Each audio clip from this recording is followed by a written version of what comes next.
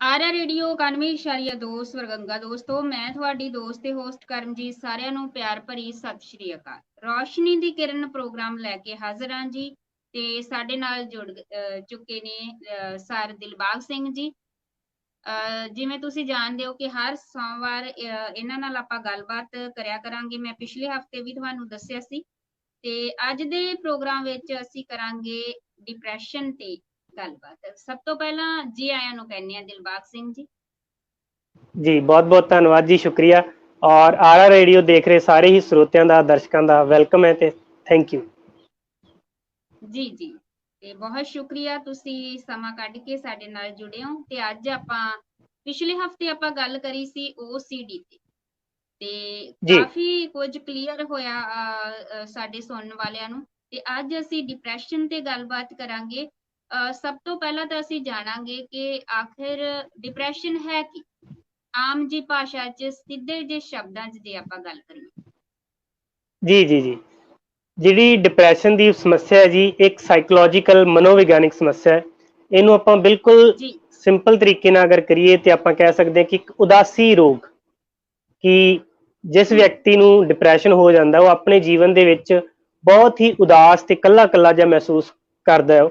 ਔਰ ਉਹਨੂੰ ਇਸ ਤਰ੍ਹਾਂ ਲੱਗਦਾ ਹੈ ਕਿ ਮੇਰੇ ਲਈ ਇਹ ਦੁਨੀਆ ਜਿਹੜੀ ਹੈ ਉਹ ਖਤਮ ਹੋ ਚੁੱਕੀ ਹੈ, ਮੇਰੇ ਲਈ ਕੁਝ ਵੀ ਨਹੀਂ। ਸਭ ਕੁਝ ਹੁੰਦਿਆਂ ਵੀ, ਜੀ ਚਾਹੇ ਉਹਦਾ ਫਾਈਨੈਂਸ਼ੀਅਲ ਬੈਕਗ੍ਰਾਉਂਡ ਹੋਵੇ, ਆਰਥਿਕ ਸਥਿਤੀ ਹੋਵੇ, ਚਾਹੇ ਉਹਦੀ ਪਰਿਵਾਰਿਕ ਸਥਿਤੀ ਹੋਵੇ, ਸਮਾਜਿਕ ਸਥਿਤੀ ਹੋਵੇ, ਉਹਨਾਂ ਸਾਰਿਆਂ ਨੂੰ ਉਹ ਚੀਜ਼ਾਂ ਨਹੀਂ ਦੇਖ ਪਾਉਂਦਾ। ਉਹ ਜੋ ਉਹਦੀ ਜ਼ਿੰਦਗੀ ਦੇ ਵਿੱਚ ਹੈਗਾ, ਉਹ ਸਿਰਫ ਔਰ ਸਿਰਫ ਉਹੀ ਚੀਜ਼ ਦੇਖਦਾ ਜੋ ਉਹਨੂੰ ਆਪਣੀ ਇੱਕ ਜੀਵਨ ਦੇ ਵਿੱਚ ਪ੍ਰੋਬਲਮਸ ਨਜ਼ਰ ਆਉਂਦੀਆਂ ਨੇ, ਕਿ ਮੈਂ ਜੋ ਵੀ ਉਹਦੀ ਲਾਈਫ 'ਚ ਪ੍ਰੋਬਲਮਸ ਆ ਰਹੀਆਂ ਨੇ ਜਾਂ ਉਹਨੂੰ ਥੋੜਾ ਜਿਹਾ ਪ੍ਰੋਬਲਮ ਦੇ ਰਹੀਆਂ ਨੇ, ਉਹਨਾਂ ਨੂੰ ਸੋਲਵ ਕਰਨ ਦੀ ਜਿਹੜੀ ਐਬਿਲਿਟੀ ਹੈ, ਸ਼ਮਤਾ ਹੈ, ਯੋਗਤਾ ਜਿਹੜੀ ਉਹਦੇ ਵਿੱਚ ਉਹਨੂੰ ਲੱਗਦੀ ਕਿ ਮੈਂ ਨਹੀਂ ਕੁਝ ਕਰ ਸਕਦਾ, ਤਾਂ ਇੱਕ ਡਿਪਰੈਸ਼ਨ ਦੀ ਸਥਿਤੀ ਦੇ ਵਿੱਚ ਚਲਾ ਜਾਂਦਾ ਹੈ। ਜੀ ਜੀ ਜੀ ਠੀਕ ਹੈ। ਇਹ ਘਰੇਲੂ ਵੀ ਹੋ ਸਕਦੀ ਹੈ ਜਾਂ ਕਿਤੇ ਬਾਹਰ ਕੰਮ ਕਰਦੇ ਸਮੇਂ ਉਹਨੂੰ ਕੋਈ ਸਮੱਸਿਆ ਇਸ ਤਰ੍ਹਾਂ ਦੀ ਆਵੇ ਜਾਂ ਇਸ ਸਮੱਸਿਆ ਤਰ੍ਹਾਂ ਹੈ। ਦਾ ਹਾਂ ਜੀ ਜੀ। ਤੇ ਜੇ ਆਪਾਂ ਗੱਲ ਕਰੀਏ ਕਿ ਇਹਦੇ ਲੱਛਣ ਕੀ ਹੈਗੇ ਆ, ਕਿਵੇਂ ਪਤਾ ਲੱਗਦਾ ਕਿ ਡਿਪਰੈਸ਼ਨ ਹੋ ਗਿਆ? ਜਿਵੇਂ ਕਿ ਤੁਹਾਨੂੰ ਸ਼ੁਰੂਆਤ ਦੇ ਵਿੱਚ ਦੱਸਿਆ ਮੈਂ ਕਿ ਇੱਕ ਉਦਾਸੀ ਰੋਗ ਹੈ, ਕਿ ਉਹ ਇੱਕ ਉਦਾਸ ਰਹਿਣਾ ਸ਼ੁਰੂ ਕਰ ਦਿੰਦਾ। ਇੱਕ ਨਾਰਮਲ ਉਦਾਸੀ ਹੁੰਦੀ ਕਿ ਕੁਛ ਇੱਕ ਦੋ ਦਿਨ ਰਿਹਾ, ਕਿਸੇ ਸਿਚੁਏਸ਼ਨ ਦੇ ਕਾਰਨ, ਕਿਸੇ ਵਜ੍ਹਾ ਕਾਰਨ ਕੋਈ ਵੀ ਪ੍ਰੋਬਲਮ ਲਾਈਫ ਦੇ ਵਿੱਚ ਚੱਲ ਰਹੀ ਆ, ਉਸ ਨੂੰ ਲੈ ਕੇ ਇੱਕ ਦੋ ਦਿਨ ਰਹੇ, ਲੇਕਿਨ ਉਹ ਬਾਹਰ ਆ ਜਾਂਦੇ ਨੇ। ਉਹ ਇੱਕ ਨਾਰਮਲ ਗੱਲ ਆ ਹਰ ਇੱਕ ਦੀ ਲਾਈਫ ਦੇ ਵਿੱਚ। ਉਹਨੂੰ ਆਪਾਂ ਸੀਵੀਅਰ ਲੈਵਲ ਦਾ ਜਾਂ ਉਹਨੂੰ ਡਿਪਰੈਸ਼ਨ ਨਹੀਂ ਕਹਿ ਸਕਦੇ। ਲੇਕਿਨ ਡਿਪਰੈਸ਼ਨ ਦਾ ਜਿਹੜਾ ਮੇਨ ਸਿੰਪਟਮਸ ਆਪਾਂ ਨੂੰ ਜਦੋਂ ਪਤਾ ਲੱਗਦਾ, ਉਹ ਇਹੀ ਹੋਏਗਾ ਕਿ ਉਹ ਕਈ ਕਈ ਦਿਨ, ਹਫਤੇ ਤੋਂ ਜ਼ਿਆਦਾ, ਮਹੀਨਾ, 2 ਮਹੀਨੇ, ਫਿਰ ਇਹ ਸਾਲਾਂ ਤੇ ਗੱਲ ਵੀ ਆ ਜਾਂਦੀ ਹੈ। ਤੇ ਜ਼ਿਆਦਾ ਟਾਈਮ ਜਦੋਂ ਉਹ ਇਕੱਲਾ ਰਹਿਣ ਲੱਗ ਜੇ ਵਿਅਕਤੀ, ਤਾਂ ਆਪਾਂ ਉਹਨੂੰ ਕਹਿ ਸਕਦੇ ਹਾਂ ਕਿ ਇਹਨੂੰ ਕੋਈ ਸਾਈਕੋਲੋਜੀਕਲ ਜਾਂ ਡਿਪਰੈਸ਼ਨ ਦੀ ਸਮੱਸਿਆ ਹੈਗੀ ਹੈ। ਜ਼ਿਆਦਾ ਟਾਈਮ ਇਕੱਲੇ ਰਹਿਣਾ ਜਾਂ ਉਦਾਸ ਰਹਿਣਾ, ਜਾਂ ਆਪਣੇ ਆਪ ਨੂੰ ਇੱਕ ਬੰਦ ਕਮਰੇ ਦੇ ਵਿੱਚ ਰੱਖਣ ਲੱਗ ਜਾਣਾ। ਜੀ ਜੀ, ਤੇ ਮੈਂ ਪੁੱਛਣਾ ਚਾਹੁੰਦੀ ਸੀ ਕਿ ਸਿਰਫ ਉਦਾਸ ਰਹਿਣਾ ਹੀ ਤਾਂ ਇਹਦਾ ਲੱਛਣ ਨਹੀਂ, ਹੋਰ ਵੀ ਕੁਝ? ਉਦਾਸ ਤਾਂ ਕਈ ਵਾਰ ਆਪਾਂ ਨੂੰ ਪਤਾ ਨਹੀਂ ਲੱਗਦਾ, ਆਪਾਂ ਵੀ ਉਦਾਸ ਹੋ ਜਾਂਦੇ ਆ। ਤੁਸੀਂ ਨੋਟ ਕੀਤਾ ਹੋਵੇ, ਕਦੇ ਕੋਈ ਜੀ ਗੱਲ ਜੀ ਨਹੀਂ ਬਿਲਕੁਲ, ਵੀ ਹੁੰਦੀ ਤਾਂ ਆਪਣਾ ਕਿਸੇ ਨਾਲ ਬੋਲਣ ਦਾ ਦਿਲ ਨਹੀਂ ਕਰਦਾ, ਔਰ ਆਪਾਂ ਨੂੰ ਇਹ ਵੀ ਨਹੀਂ ਦਿਲ ਨਹੀਂ ਪਤਾ ਕਰਦਾ। ਲੱਗਦਾ ਕਿ ਆਖਿਰ ਕਾਰਨ ਕੀ ਹੈ। Right right right. ਤੇ ਜਾਂ ਫਿਰ ਨੇਚਰ 'ਚ ਇੱਕਦਮ ਬਦਲਾਅ ਆਉਣਾ, ਗੁੱਸਾ ਕਰਨਾ, ਜਾਂ ਕੁਝ ਏਦਾਂ ਦਾ ਹੋਰ ਵੀ ਮਤਲਬ ਹੋ ਸਕਦਾ? ਇਹਦੇ ਵਿੱਚ ਬਿਲਕੁਲ ਬਿਲਕੁਲ ਹੋ ਸਕਦਾ ਜੀ। ਦੇਖੋ ਜੀ, ਆਪਣੀ ਜਿਹੜੀ ਬਾਡੀ ਆ ਉਹ ਕੈਮੀਕਲ ਬੇਸਡ ਹੈ, ਸਾਰੀ ਰਸਾਇਣਿਕ ਬੇਸਡ ਆਪਾਂ ਇਹਨਾਂ ਨੂੰ ਕਹਿ ਸਕਦੇ ਹਾਂ, ਕਿ ਰਸਾਇਣ ਤੋਂ ਬਣੀ ਹੋਈ ਬਾਡੀ ਆ, 5 ਤੱਤਾਂ ਤੋਂ ਬਣੀ ਹੋਈ ਬਾਡੀ ਆ। ਤੇ ਕੋਈ ਵੀ ਸਿਚੁਏਸ਼ਨ ਜਾਂ ਬਾਡੀ, ਜਿਵੇਂ ਹੁਣ ਮੌਸਮ ਆ, ਤੇ ਮੌਸਮ ਦਾ ਬਾਡੀ ਦੇ ਉੱਤੇ ਅਸਰ ਪੈਂਦਾ ਹੈ। ਗਰਮੀ ਆ ਤੇ ਬੰਦਾ ਵੈਸੇ ਗਰਮੀ 'ਚ ਵੀ ਉਦਾਸ ਰਹਿ ਸਕਦਾ ਹੈ, ਕਿ ਬਹੁਤ ਜ਼ਿਆਦਾ ਗਰਮੀ, ਥੱਕਿਆ ਆਇਆ, ਤੇ ਉਹ ਵੀ ਇੱਕ ਉਦਾਸੀ ਦਾ ਕਾਰਨ। ਤੇ ਮੌਸਮ, ਟਾਈਮ, ਹਰ ਇੱਕ ਚੀਜ਼ ਬਾਡੀ ਦੇ ਉੱਤੇ ਜਦੋਂ ਇਫੈਕਟ ਪਾਉਂਦੀ ਆ, ਤੇ ਉਹ ਮੂਡ ਜਿਹੜਾ, ਉਹਨੂੰ ਮੂਡ ਸ਼ਬਦ ਆਪਾਂ ਇੱਥੇ ਕਹਿ ਸਕਦੇ ਹਾਂ, ਕਿ ਮੂਡ ਆਫ ਹੋ ਜਾਂਦਾ, ਮੂਡ ਡਿਸਆਰਡਰ ਹੋ ਜਾਂਦਾ। ਫਿਰ ਉਸ ਲੈਵਲ ਤੇ ਜਿਹੜੇ ਕੈਮੀਕਲਸ, ਜਿਹੜੇ ਸੈਰਾਟੋਨਿਨ, ਡੋਪਾਮਾਈਨ ਕੈਮੀਕਲਸ ਹੁੰਦੇ ਨੇ, ਜਿਹੜੇ ਕਿ ਸਾਈਕੋਲੋਜੀਕਲ ਲੈਵਲ ਤੇ ਆਪਾਂ ਨੂੰ ਬੂਸਟ ਕਰਦੇ ਆ, ਜਿਹੜੇ ਆਪਾਂ ਨੂੰ ਹੈਪੀ ਰੱਖਦੇ ਆ, ਖੁਸ਼ੀ ਦਿੰਦੇ ਆ, ਉਹ ਕੈਮੀਕਲਸ ਡਾਊਨ ਹੋਣਾ ਜਦੋਂ ਸ਼ੁਰੂ ਹੋ ਜਾਂਦੇ ਆ, ਤੇ ਉਹਦਾ ਵੀ ਇੱਕ ਕਾਰਨ ਹੁੰਦਾ ਹੈ ਕਿ ਉਹਦੇ ਨਾਲ ਵੀ ਬੰਦੇ ਨੂੰ ਡਿਪਰੈਸ਼ਨ ਆ ਸਕਦਾ ਹੈ, ਚਾਹੇ ਹਾਲਾਤ ਸਭ ਕੁਝ ਠੀਕ ਹੋਣ, ਲੇਕਿਨ ਉਹ ਕੈਮੀਕਲ ਦੇ ਡਾਊਨ ਜਾਣ ਤੇ ਵੀ ਡਿਪਰੈਸ਼ਨ ਆ ਜਾਂਦਾ ਹੈ। ਤੇ ਕੈਮੀਕਲ ਦਾ ਬਹੁਤ ਵੱਡਾ ਰੋਲ ਹੈ ਜੀ। ਹਾਂ ਜੀ, ਆਪਾਂ ਗੱਲ ਕਰੀ ਸੀ ਇਕਲਾਪੇ ਦੀ, ਕਿ ਜਦੋਂ ਬੰਦਾ ਇਕੱਲਾ ਰਹਿੰਦਾ ਹਨਾ ਬਈ ਇਹਦਾ ਕਾਰਨ ਕੀ ਹੈਗਾ। ਪਰ ਮੈਂ ਇਹ ਵੀ ਦੇਖਿਆ ਜੀ ਕਿ ਕਈ ਲੋਕ ਪਰਿਵਾਰ 'ਚ ਰਹਿੰਦੇ ਹੋਏ ਵੀ ਡਿਪਰੈਸ਼ਨ ਦੇ ਸ਼ਿਕਾਰ ਨੇ। ਇਹਦਾ ਕੀ ਕਾਰਨ? ਦੇਖੋ, ਉਹ ਜਿਵੇਂ ਹੁਣੇ ਆਪਾਂ ਗੱਲ ਕੀਤੀ ਕਿ ਬਾਹਰ ਦੇ ਘਰ ਦੇ ਆਰਥਿਕ ਤੇ ਸਮਾਜਿਕ ਮਾਹੌਲ ਚਾਹੇ ਜਿੰਨੇ ਵੀ ਠੀਕ ਆ, ਵਧੀਆ, ਲੇਕਿਨ ਬੋਡੀ ਦਾ ਕੈਮੀਕਲ ਇੰਬੈਲੈਂਸ ਹੋ ਜਾਣਾ, ਬੋਡੀ ਦੇ ਜਿਹੜੇ ਕੈਮੀਕਲਸ ਉਹ ਪ੍ਰੋਪਰ ਤਰੀਕੇ ਨਾਲ ਜਦੋਂ ਨਹੀਂ ਬਣਦੇ, ਤੇ ਉਹਦਾ ਇੱਕ ਬਹੁਤ ਵੱਡਾ ਕਾਰਨ ਹੈ ਕਿ ਉਦਾਸ ਰਹਿਣਾ ਲੱਗ ਜਾਂਦਾ ਹੈ। ਇੱਕ ਚੀਜ਼ ਬਹੁਤ ਇੰਪੋਰਟੈਂਟ ਮੈਂ ਤੁਹਾਡੇ ਨਾਲ ਸ਼ੇਅਰ ਕਰਨੀ ਚਾਹੂੰਗਾ, ਉਹ ਇਹ ਆ ਕਿ ਬਹੁਤ ਸਾਰੀਆਂ ਪ੍ਰੋਬਲਮਸ ਨੇ ਜਦੋਂ ਜਿਹੜੀਆਂ ਸਾਈਕੋਲੋਜੀਕਲ ਲੈਵਲ ਤੇ ਪ੍ਰੋਬਲਮਸ ਨੇ, ਉਹਨਾਂ ਦਾ 70 to 80% ਕਾਰਨ ਮੈਂ ਇਹ ਵੀ ਮੰਨਦਾ, ਮੇਰਾ ਪ੍ਰੈਕਟੀਕਲ ਐਕਸਪੀਰੀਅੰਸ ਆ, ਕਿ ਆਪਾਂ ਆਪਣੇ ਆਪ ਨੂੰ ਖੁਦ ਉਹਨਾਂ ਬਿਮਾਰੀਆਂ ਵੱਲ ਜਾਂ ਉਹਨਾਂ ਪ੍ਰੋਬਲਮਸ ਵੱਲ ਲੈ ਕੇ ਜਾਂਦੇ ਆ। ਉਹ ਕਿਵੇਂ ਕਿ ਜਿਵੇਂ ਇੱਕ ਬੱਚਾ ਜਿੱਦ ਕਰਦਾ ਹੈ, ਤਾਂ ਉਹ ਆਪਣੇ ਆਪ ਨੂੰ ਆਪਣੀ ਜਿੱਦ ਪੂਰੀ ਕਰਨ ਵਾਸਤੇ ਕਿਸ ਮਾਹੌਲ ਵਿੱਚ ਲੈ ਕੇ ਜਾਏਗਾ। ਥੋੜਾ ਜਿਹਾ ਦੇਖੋ, ਇਮੇਜਿਨ ਕਰਕੇ ਕਿ ਉਹ ਏਦਾਂ ਦੀ ਐਕਟੀਵਿਟੀਜ਼ ਕਰੇਗਾ, ਉਹ ਏਦਾਂ ਦਾ ਰੁੱਸੇਗਾ, ਉਹ ਆਪਣੇ ਆਪ ਨੂੰ ਨੁਕਸਾਨ ਪਹੁੰਚਾਏਗਾ ਕਿ ਮੈਨੂੰ ਇਹ ਕੁਝ ਜੋ ਵੀ ਉਹਦੀ ਮੰਗ ਹੈ ਉਹ ਪੂਰੀ ਹੋਵੇ ਕਿਸ ਤਰੀਕੇ ਨਾਲ। ਤੇ ਉਹ ਜਾਣੇ ਅਣਜਾਣੇ ਧਿਆਨ ਖਿੱਚਣ ਵਾਸਤੇ, ਆ ਬਹੁਤ ਵਧੀਆ ਸ਼ਬਦ ਤੁਸੀਂ ਵਰਤਿਆ, ਕਿ ਆਪਣਾ ਧਿਆਨ ਖਿੱਚਣ ਵਾਸਤੇ ਜਦੋਂ ਪਰਿਵਾਰਿਕ ਮੈਂਬਰਾਂ ਦਾ ਧਿਆਨ ਜਾਂ ਇੰਟੈਂਸ਼ਨ ਆਪਾਂ ਨੂੰ ਨਹੀਂ ਮਿਲਦੀ, ਉਹ ਪਿਆਰ ਜਾਂ ਇੱਕ ਆਪਣਾਪਨ ਨਹੀਂ ਮਿਲਦਾ, ਫਿਰ ਆਪਾਂ ਕੀ ਕਰਦੇ ਆ ਕਿ ਆਪਾਂ ਇਸ ਤਰੀਕੇ ਨਾਲ ਆਪਣੇ ਆਪ ਨੂੰ ਰੱਖਣ ਲੱਗ ਜਾਂਦੇ ਆ ਕਿ ਕੋਈ ਪੁੱਛੇ ਕਿ ਹਾਂ ਵੀ ਤੈਨੂੰ ਕੀ ਗੱਲ ਆ, ਤੂੰ ਐਵੇਂ ਕਿਉਂ ਬੈਠਾ। ਤੇ ਉਹਦਾ ਸਭ ਤੋਂ ਵੱਡਾ ਕਾਰਨ ਇਹ ਆ ਕਿ ਆਪਾਂ ਜਾਣੇ ਅਣਜਾਣੇ ਵਿੱਚ ਆਪਾਂ ਖੁਦ ਡਿਪਰੈਸ਼ਨ ਵੱਲ ਵੱਧ ਰਹੇ ਆ ਔਰ ਉਸ ਪ੍ਰੋਬਲਮ ਨੂੰ ਲੈ ਕੇ ਆ ਰਹੇ ਆ, ਕਿਉਂਕਿ ਸਬਕੌਂਸ਼ੀਅਸ ਲੈਵਲ ਤੇ ਜੋ ਆਪਾਂ ਵਾਰ-ਵਾਰ ਆਪਾਂ ਆਪਣੇ ਆਪ ਨੂੰ ਸੁਜੈਸ਼ਨ ਦਿੰਨੇ ਆ, ਸਲਾਹ ਦਿੰਨੇ ਆ, ਜੋ ਸੁਣਦੇ ਆ, ਜੋ ਦੇਖਦੇ ਆ, ਉਹਨਾਂ ਚੀਜ਼ਾਂ ਦਾ ਵੀ ਜੀਵਨ ਤੇ ਬਹੁਤ ਵੱਡਾ ਅਸਰ ਪੈਂਦਾ ਹੈ। ਜੀ। ਤੇ ਸਭ ਤੋਂ ਪਹਿਲਾਂ ਦਿਲਬਾਗ ਸਿੰਘ ਜੀ, ਮੈਂ ਦੱਸ ਦੇਵਾਂ ਸਾਡੇ ਸਰੋਤਿਆਂ ਨੂੰ ਕਿ ਤੁਸੀਂ ਵੀ ਆਪਣਾ ਕੋਈ ਸਵਾਲ ਹੋਵੇ ਤਾਂ ਸਾਨੂੰ WhatsApp ਤੇ ਵੀ ਭੇਜ ਸਕਦੇ ਹੋ 8572818912, ਔਰ ਤੁਸੀਂ ਕਮੈਂਟ ਵੀ ਕਰ ਸਕਦੇ ਹੋ ਜੇ ਤੁਹਾਨੂੰ ਕੋਈ ਵੀ ਕਨਫਿਊਜ਼ਿੰਗ ਆ ਜਾਂ ਕੋਈ ਵੀ ਤੁਹਾਡੇ ਮਨ 'ਚ ਇਸ ਸਮੇਂ ਸਵਾਲ ਚੱਲ ਰਿਹਾ ਤਾਂ ਤੁਸੀਂ ਸਾਨੂੰ ਭੇਜ ਸਕਦੇ ਹੋ, ਤੇ ਹੋਰ ਅਸੀਂ ਪੂਰੇ ਵਿਸਥਾਰ ਨਾਲ ਇਸ ਦਾ ਉੱਤਰ ਦੇਣ ਦੀ ਕੋਸ਼ਿਸ਼ ਕਰਾਂਗੇ ਜੀ। ਤੇ ਜੇ ਆਪਾਂ ਗੱਲ ਕਰੀਏ ਕਿ ਤੁਸੀਂ ਕਿਸ ਹਿਸਾਬ ਨਾਲ ਫਿਰ ਕਿਵੇਂ ਇਲਾਜ ਕਰਦੇ ਹੋ, ਤੁਹਾਡੇ ਕੋਲੇ ਤਾਂ ਬਹੁਤ ਸਾਰੇ ਮਰੀਜ਼ ਇਸ ਤਰ੍ਹਾਂ ਦੇ ਆਉਂਦੇ ਆ, ਤੇ ਇਹ ਥੋੜਾ ਜਿਹਾ ਐਕਸਪੀਰੀਅੰਸ ਸਾਡੇ ਨਾਲ ਸਾਂਝਾ ਕਰੋ ਤੁਸੀਂ ਆਪਣਾ। ਦੇਖੋ ਜੀ, ਡਿਪਰੈਸ਼ਨ ਦਾ ਇਲਾਜ ਅਸੀਂ ਕਿਵੇਂ ਕਰਦੇ ਹਾਂ ਉਹ ਤੁਹਾਨੂੰ ਮੈਂ ਡਿਟੇਲ ਦੇ ਵਿੱਚ ਦੱਸੂਗਾ, ਲੇਕਿਨ ਉਸ ਤੋਂ ਪਹਿਲਾਂ ਇੱਕ ਹੋਰ ਗੱਲ ਤੁਹਾਡੇ ਨਾਲ ਮੈਂ ਸ਼ੇਅਰ ਕਰਨਾ ਚਾਹੁੰਦਾ ਕਿ ਡਿਪਰੈਸ਼ਨ ਨੂੰ ਜੋ ਇੱਕ ਮੈਂ ਨਾਮ ਦਿੱਤਾ, ਜੋ ਮੈਂ ਖੁਦ ਅਨੁਭਵ ਕੀਤਾ ਹੈ ਕਿ ਡੀਪ ਰਿਐਕਸ਼ਨ, ਕਿ ਗਹਿਰੀ ਪ੍ਰਤੀਕਿਰਿਆ ਕਿਸੇ ਵੀ ਸਿਚੁਏਸ਼ਨ ਤੇ, ਜਾਂ ਰਿਐਕਸ਼ਨ ਕਿਸੇ ਦੇ ਕੁਝ ਬੋਲਣ ਤੇ, ਕਿਸੇ ਦਾ ਮਿਸਬਿਹੇਵ ਆਪਣੇ ਨਾਲ ਜੋ ਹੋਇਆ ਉਹਦੇ ਤੇ, ਫਾਈਨੈਂਸ਼ੀਅਲ, ਆਰਥਿਕ, ਸਮਾਜਿਕ, ਇਹਨਾਂ ਸਾਰੇ ਹਾਲਾਤਾਂ ਦਾ ਜੋ ਰਿਐਕਸ਼ਨ ਆ, ਉਹੀ ਡਿਪਰੈਸ਼ਨ ਦਾ ਸਭ ਤੋਂ ਵੱਡਾ ਕਾਰਨ ਬਣਦਾ। ਕਿਉਂਕਿ ਕੁਝ ਲੋਕ ਇਸ ਤਰ੍ਹਾਂ ਦੇ ਹੁੰਦੇ ਨੇ ਕਿ ਉਹਨਾਂ ਦੀ ਲਾਈਫ 'ਚ ਪ੍ਰੋਬਲਮਸ ਬਹੁਤ ਨੇ, ਲੇਕਿਨ ਉਹਨਾਂ ਨੂੰ ਅਗਰ ਤੁਸੀਂ ਮਿਲੋਗੇ ਤਾਂ ਬੜੇ ਖੁਸ਼ ਮਿਜਾਜੀ ਹੋਣਗੇ, ਹਾਸੀ ਮਜ਼ਾਕ ਵਾਲੇ ਹੋਣਗੇ, ਉਹਨਾਂ ਨੂੰ ਪਤਾ ਹੀ ਨਹੀਂ ਕਿ ਸਾਡੇ ਜੀਵਨ 'ਚ ਕੀ ਪ੍ਰੋਬਲਮ ਆ। ਜਿਹੜੀ ਤੁਸੀਂ ਇੱਥੇ ਇਲਾਜ ਦੀ ਗੱਲ ਕੀਤੀ, ਔਰ ਮੈਂ ਸਿੰਪਲ ਸ਼ਬਦਾਂ ਵਿੱਚ ਇਹ ਗੱਲ ਕਹਿਣਾ ਚਾਹੂੰਗਾ ਕਿ ਆਪਾਂ ਨੂੰ ਆਪਣੇ ਆਪ ਨੂੰ ਇੱਕ ਰੱਖਣ ਦਾ, ਜੀਵਨ ਨੂੰ ਜੀਣ ਦੇ ਤਰੀਕੇ ਨੂੰ ਸਿੱਖਣਾ ਪਊਗਾ, ਕਿਸੇ ਤੋਂ ਉਮੀਦ ਨਾ ਲਗਾ ਕੇ। ਕਿਉਂਕਿ ਜਿਵੇਂ ਆਪਾਂ ਪਿੱਛੇ ਜੀ ਗੱਲ ਕੀਤੀ ਸੀ ਹੁਣੇ ਕਿ ਕਿਸੇ ਦਾ ਧਿਆਨ ਖਿੱਚਣ ਵਾਸਤੇ ਫਿਰ ਆਪਾਂ ਉਹ ਐਕਟੀਵਿਟੀਜ਼ ਕਰ ਰਹੇ ਹਾਂ, ਜਿਵੇਂ ਇੱਕ ਬੱਚਾ ਐਕਟੀਵਿਟੀਜ਼ ਕਰਦਾ ਹੈ ਜਾਂ ਕੋਈ ਹੋਰ ਵੱਡਾ ਬੰਦਾ ਐਕਟੀਵਿਟੀਜ਼ ਕਰਦਾ ਹੈ ਕਿ ਮੇਰੇ ਵੱਲ ਧਿਆਨ ਉਹਨਾਂ ਦਾ ਆਵੇ, ਤੇ ਉਹ ਚੀਜ਼ਾਂ ਦੀ ਰਿਸਪੌਂਸਿਬਿਲਿਟੀ, ਆਪਣੇ ਜੀਵਨ ਨੂੰ ਜੀਣ ਦੀ ਰਿਸਪੌਂਸਿਬਿਲਿਟੀ, ਉਹਨਾਂ ਹਾਲਾਤਾਂ ਵਿੱਚ ਰਹਿਣ ਦੀ ਜ਼ਿੰਮੇਵਾਰੀ ਆਪਾਂ ਨੂੰ ਖੁਦ ਨੂੰ ਲੈਣੀ ਪਊਗੀ। ਔਰ ਜਦੋਂ ਆਪਾਂ ਉਸ ਲੈਵਲ ਨੂੰ ਸਿੱਖ ਜਾਂਦੇ ਹਾਂ ਤੇ ਆਪਾਂ ਇਹਨਾਂ ਸਮੱਸਿਆਵਾਂ ਨੂੰ ਆਸਾਨੀ ਨਾਲ ਬਾਹਰ ਆ ਜਾਂਦੇ ਹਾਂ। ਤੇ ਹੁਣ ਜਿਵੇਂ ਤੁਸੀਂ ਗੱਲ ਕੀਤੀ ਕਿ ਤੁਸੀਂ ਇਹਨਾਂ ਦਾ ਇਲਾਜ ਕਿਵੇਂ ਕਰਦੇ ਹੋ, ਕਿ ਸਾਈਕੋਲੋਜੀਕਲ ਐਜੂਕੇਸ਼ਨ ਦੇ ਰਾਹੀਂ ਹੀ ਇਹਨਾਂ ਦਾ ਇਲਾਜ ਕੀਤਾ ਜਾਂਦਾ ਹੈ। ਉਸ ਬੰਦੇ ਨੂੰ ਸਾਈਕੋਲੋਜੀਕਲ ਲੈਵਲ ਤੇ ਉਹਨਾਂ ਦਾ ਮਾਨਸਿਕ ਸਤਰ ਉੱਪਰ ਉਠਾ ਕੇ ਜਿਵੇਂ ਆਪਾਂ ਕੈਮੀਕਲ ਦੀ ਗੱਲ ਕੀਤੀ ਬੋਡੀ ਲੈਵਲ ਤੇ, ਉਸ ਕੈਮੀਕਲ ਦੇ ਉੱਤੇ ਕੰਮ ਕਰਕੇ, ਉਹਨਾਂ ਦੀ ਸੋਚ ਤੇ, ਉਹਨਾਂ ਦੀ ਸਮਝ ਤੇ ਕੰਮ ਕਰਕੇ ਉਹਨਾਂ ਦਾ ਜੋ ਹੈ ਉਹ ਇਲਾਜ ਕੀਤਾ ਜਾਂਦਾ ਹੈ।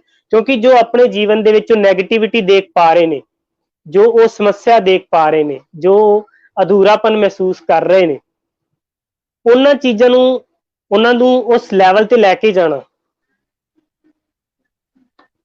ਜੀ ਥੋੜੀ ਜੀ ਤੁਹਾਡਾ ਵਿੱਚੋਂ ਨੈਟ ਨੈਟਵਰਕ ਦੀ ਪ੍ਰੋਬਲਮ ਹੋ ਪ੍ਰੋਬਲਮ ਗਈ ਸੀ। ਆ ਰਹੀ ਹੈ ਜੀ ਹਾਂ ਜੀ। ਹਾਂ ਹਾਂ ਤੇ ਉਹਨਾਂ ਨੂੰ ਬਿਲਕੁਲ ਬਿਲਕੁਲ ਸਾਈਕੋਲੋਜੀਕਲ ਲੈਵਲ ਤੇ ਸਟੱਡੀ ਕਰਵਾਉਣਾ ਕਿ ਜੋ ਤੁਸੀਂ ਹਾਂ ਦੇਖ ਰਹੇ ਹੋ ਉਹ ਕੀ ਆ। ਕਿਉਂਕਿ ਇੱਕ ਛੋਟੀ ਜੀ ਗੱਲ ਤੁਹਾਡੇ ਨਾਲ ਹੋਰ ਸ਼ੇਅਰ ਕਰਨਾ ਚਾਹੁੰਦਾ ਮੈਂ ਕਿ ਜੀਵਨ ਨੂੰ ਦੇਖਣ ਦਾ ਜਿਹੜਾ ਨਜ਼ਰੀਆ ਹੈ, ਡਿਪਰੈਸ਼ਨ ਦੇ ਵਿੱਚ ਇੱਕ ਨਜ਼ਰੀਆ ਜਿਹੜਾ ਬਹੁਤ ਵੱਡਾ ਰੋਲ ਪਲੇ ਕਰਦਾ ਹੈ। ਕਿ ਜਿਵੇਂ ਇੱਕ ਵਿਅਕਤੀ ਹੈ, ਜੀ ਉਹ ਦੋ ਰਾਤਾਂ ਦੇ ਵਿਚਾਲੇ, ਦੋ ਰਾਤਾਂ ਨੇ, ਜਿਵੇਂ ਹੁਣ ਇੱਕ ਰਾਤ ਟੱਪੀ ਹੈ ਤੇ ਇੱਕ ਹੁਣ ਦਿਨ ਆ ਗਿਆ, ਫਿਰ ਇੱਕ ਰਾਤ ਆਉਣੀ ਹੈ। ਦੋ ਰਾਤਾਂ ਦੇ ਵਿਚਾਲੇ ਇੱਕ ਦਿਨ ਨੂੰ ਵੀ ਦੇਖ ਸਕਦਾ ਹੈ ਤੇ ਦੋ ਦਿਨਾਂ ਦੇ ਵਿਚਾਲੇ ਇੱਕ ਰਾਤ ਨੂੰ ਵੀ ਦੇਖ ਸਕਦਾ ਹੈ। ਰਾਤ ਨੂੰ ਇਹ ਵੀ ਉਹਦਾ ਦੇਖਣ ਦਾ ਨਜ਼ਰੀਆ ਕਿਆ ਬਾਤ ਹੈ। ਨਜ਼ਰੀਆ ਤੇ ਜਿਵੇਂ ਉਹ ਕਹਿੰਦੇ ਨਜ਼ਰੀਆ ਨਾ ਹੈ। ਹਾਂ ਅੱਧਾ ਖਾਲੀ ਜਾਂ ਫਿਰ ਅੱਧਾ ਭਰਿਆ, ਜਿਵੇਂ ਆਪਾਂ ਉਦਾਹਰਨ ਦਿੰਦੇ ਹੁੰਦੇ ਆ ਗਲਾਸ ਜੀ ਦੀ। ਜੀ ਜੀ ਜੀ ਬਿਲਕੁਲ, ਜੀ ਗਲਾਸ ਦੀ ਬਹੁਤ ਸਾਰੀਆਂ ਉਦਾਹਰਨਾਂ। ਡੈਫੀਨੇਟਲੀ। ਜੀ ਤੇ ਮੈਂ ਇਹ ਗੱਲ ਇੱਕ ਹੋਰ ਤੁਹਾਨੂੰ ਪੁੱਛਣਾ ਚਾਹੂੰਗੀ ਕਿ ਤੁਹਾਨੂੰ ਲੱਗਦਾ ਨਹੀਂ, ਕਿਉਂਕਿ ਤੁਸੀਂ ਤਾਂ ਬਹੁਤ ਸਾਰੇ ਇਸ ਤਰ੍ਹਾਂ ਦੇ ਮਰੀਜ਼ਾਂ ਨਾਲ ਤੁਹਾਡਾ ਵਾਹ ਪੈਂਦਾ, ਕਿ ਅੱਜ ਕੱਲ ਲੋਕਾਂ ਨੇ ਜਿਹੜਾ ਤਣਾਅ ਹੈਗਾ, ਡਿਪਰੈਸ਼ਨ ਹੈਗਾ, ਉਹਨੂੰ ਖੁਦ ਸੱਦਾ ਦਿੱਤਾ ਹੈ।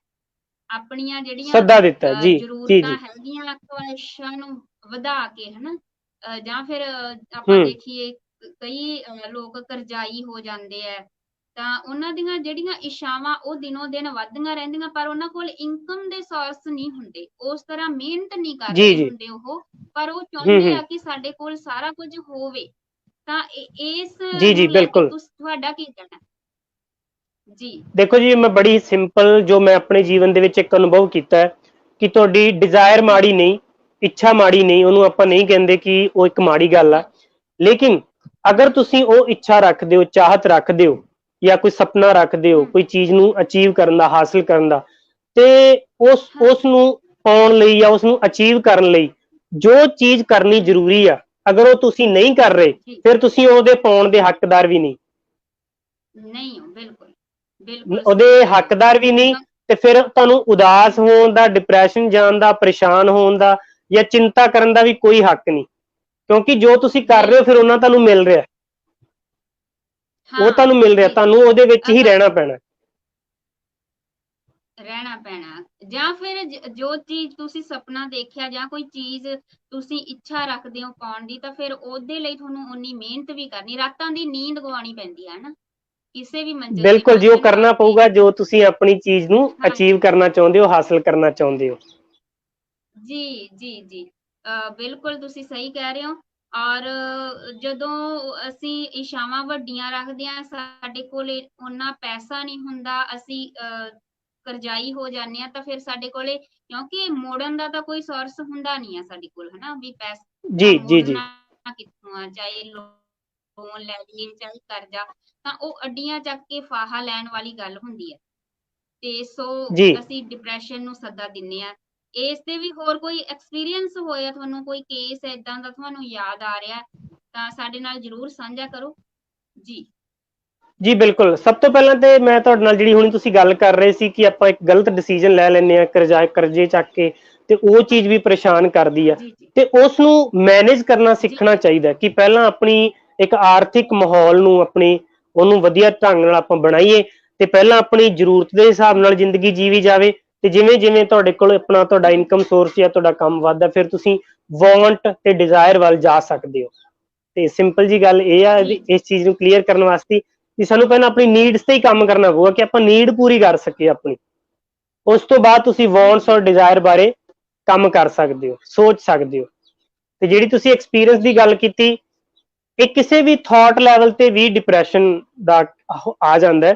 ਕਿ ਇੱਕ ਵਿਅਕਤੀ ਹੁਣੇ ਸੀਗੀ ਕਿ ਉਹਨਾਂ ਨੇ ਕਿਤੇ ਬਾਹਰ ਜਾਣਾ ਸੀ, ਔਰ ਇੱਕ ਇੱਕ ਦੋਸਤ ਨੂੰ ਕਹਿ ਰਹੇ ਗਏ ਕਿ ਹੁਣ ਆਪਾਂ ਨਹੀਂ ਮਿਲਾਂਗੇ, ਹੁਣ ਆਪਾਂ ਕਦੇ ਨਹੀਂ ਮਿਲਾਂਗੇ, ਤੇ ਉਹ ਜਾਂਦੇ ਜਾਂਦੇ ਉਹਨਾਂ ਨੂੰ ਕਹਿ ਗਏ, ਤੇ ਉਹ ਪਿੱਛੋਂ ਕਿਤੇ ਉਹਨਾਂ ਨੇ ਸੁਸਾਈਡ ਕਰ ਲਿਆ। ਕੁਛ ਏਦਾਂ ਦਾ ਰਿਲੇਸ਼ਨਸ਼ਿਪ ਵਾਲਾ ਕੇਸ ਸੀਗਾ, ਤੇ ਉਹਨਾਂ ਨੂੰ ਹੁਣ ਇਹ ਗੱਲ ਲੱਗੀ, ਇੱਕ ਰੀਗਰੇਟ ਮਨ ਦੇ ਵਿੱਚ ਆ ਰਿਹਾ ਕਿ ਮੈਂ ਉਹ ਸ਼ਾਇਦ ਨਾ ਕਹਿੰਦਾ, ਤੇ ਉਹ ਮੇਰੀ ਵਜ੍ਹਾ ਕਰਕੇ ਹਮ ਡੈਥ ਨਾ ਹੁੰਦੀ, ਉਹਨਾਂ ਦੀ ਸੁਸਾਈਡ ਨਾ ਕਰਦੇ।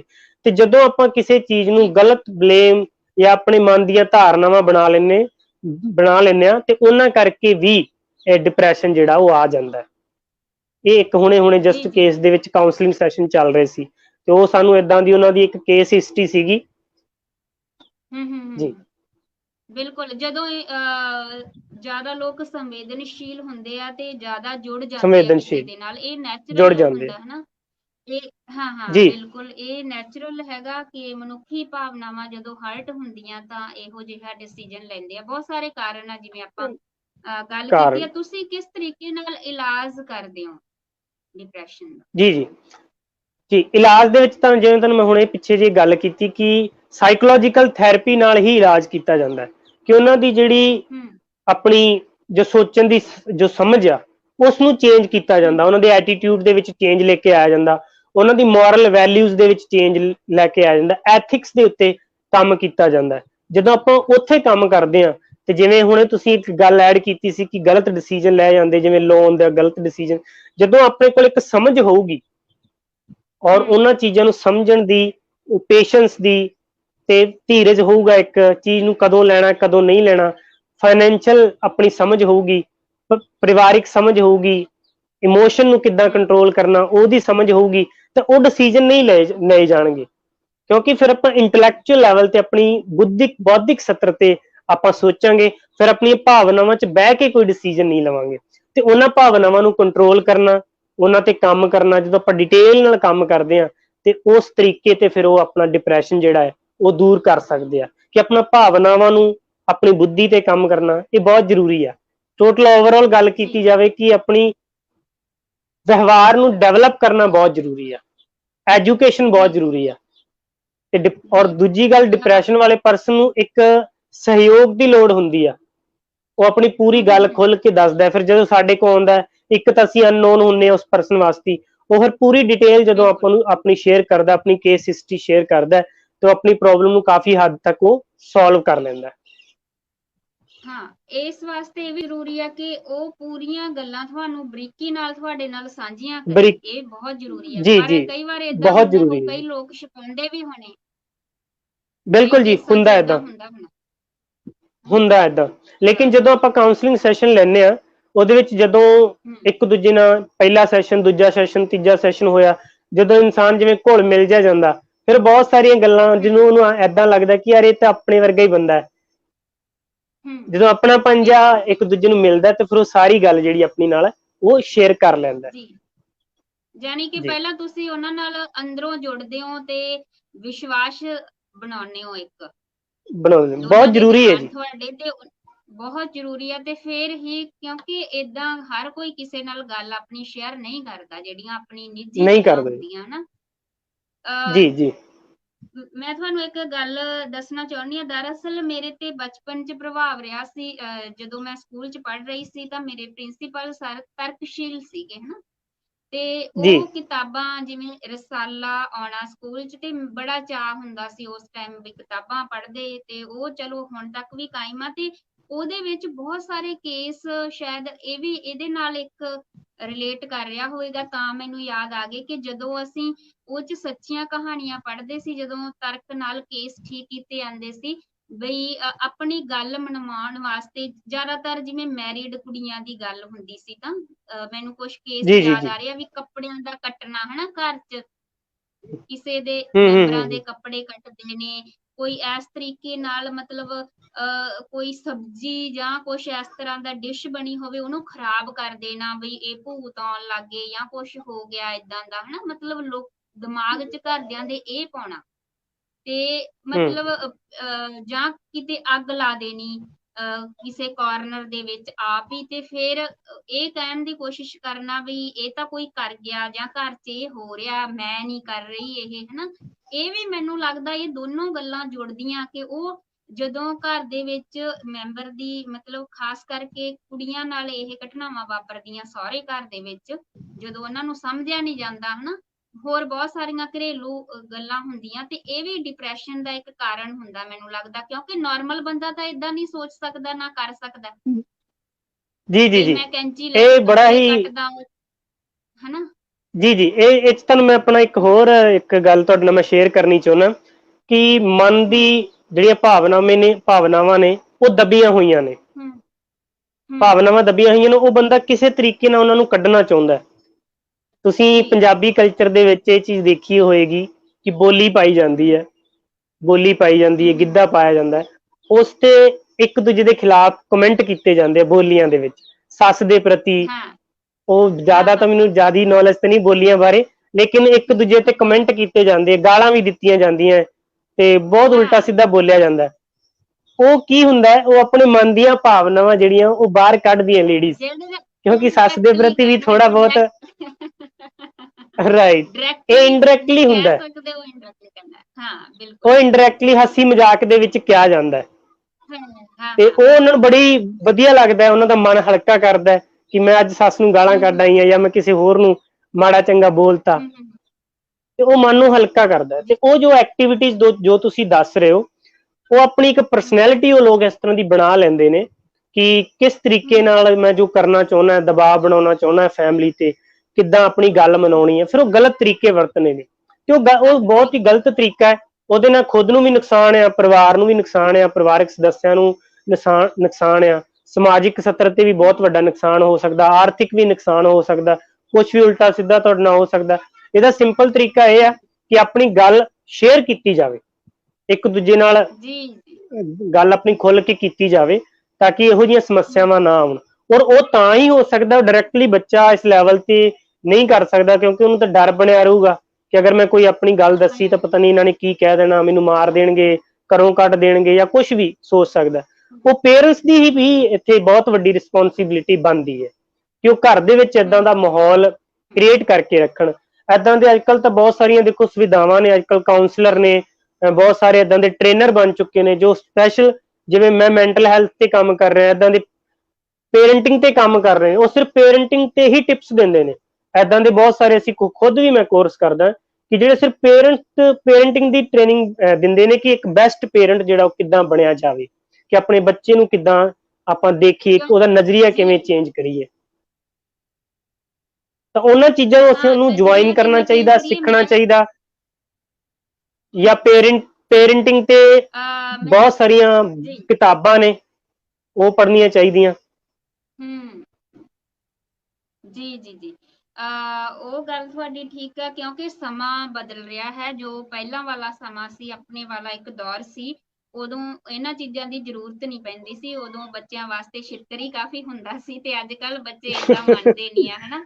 ਇਹ ਚੀਜ਼ਾਂ ਬੱਚੇ ਜੀ ਜੀ ਜਿਵੇਂ ਜੀ ਧਮਕੀਆਂ ਦੇਣੀਆਂ, ਹਨਾ, ਮੰਨ ਲਓ ਕੋਈ ਵੀ ਛੋਟੀ ਜਿਹੀ ਇੱਛਾ, ਮੋਬਾਈਲ ਹੈ, ਮੋਟਰਸਾਈਕਲ ਆ, ਪੂਰੀ ਨਹੀਂ ਹੁੰਦੀ ਤਾਂ ਮਰਨ ਦੀਆਂ ਸਿੱਧੀਆਂ ਧਮਕੀਆਂ ਦਿੰਦੇ ਨੇ।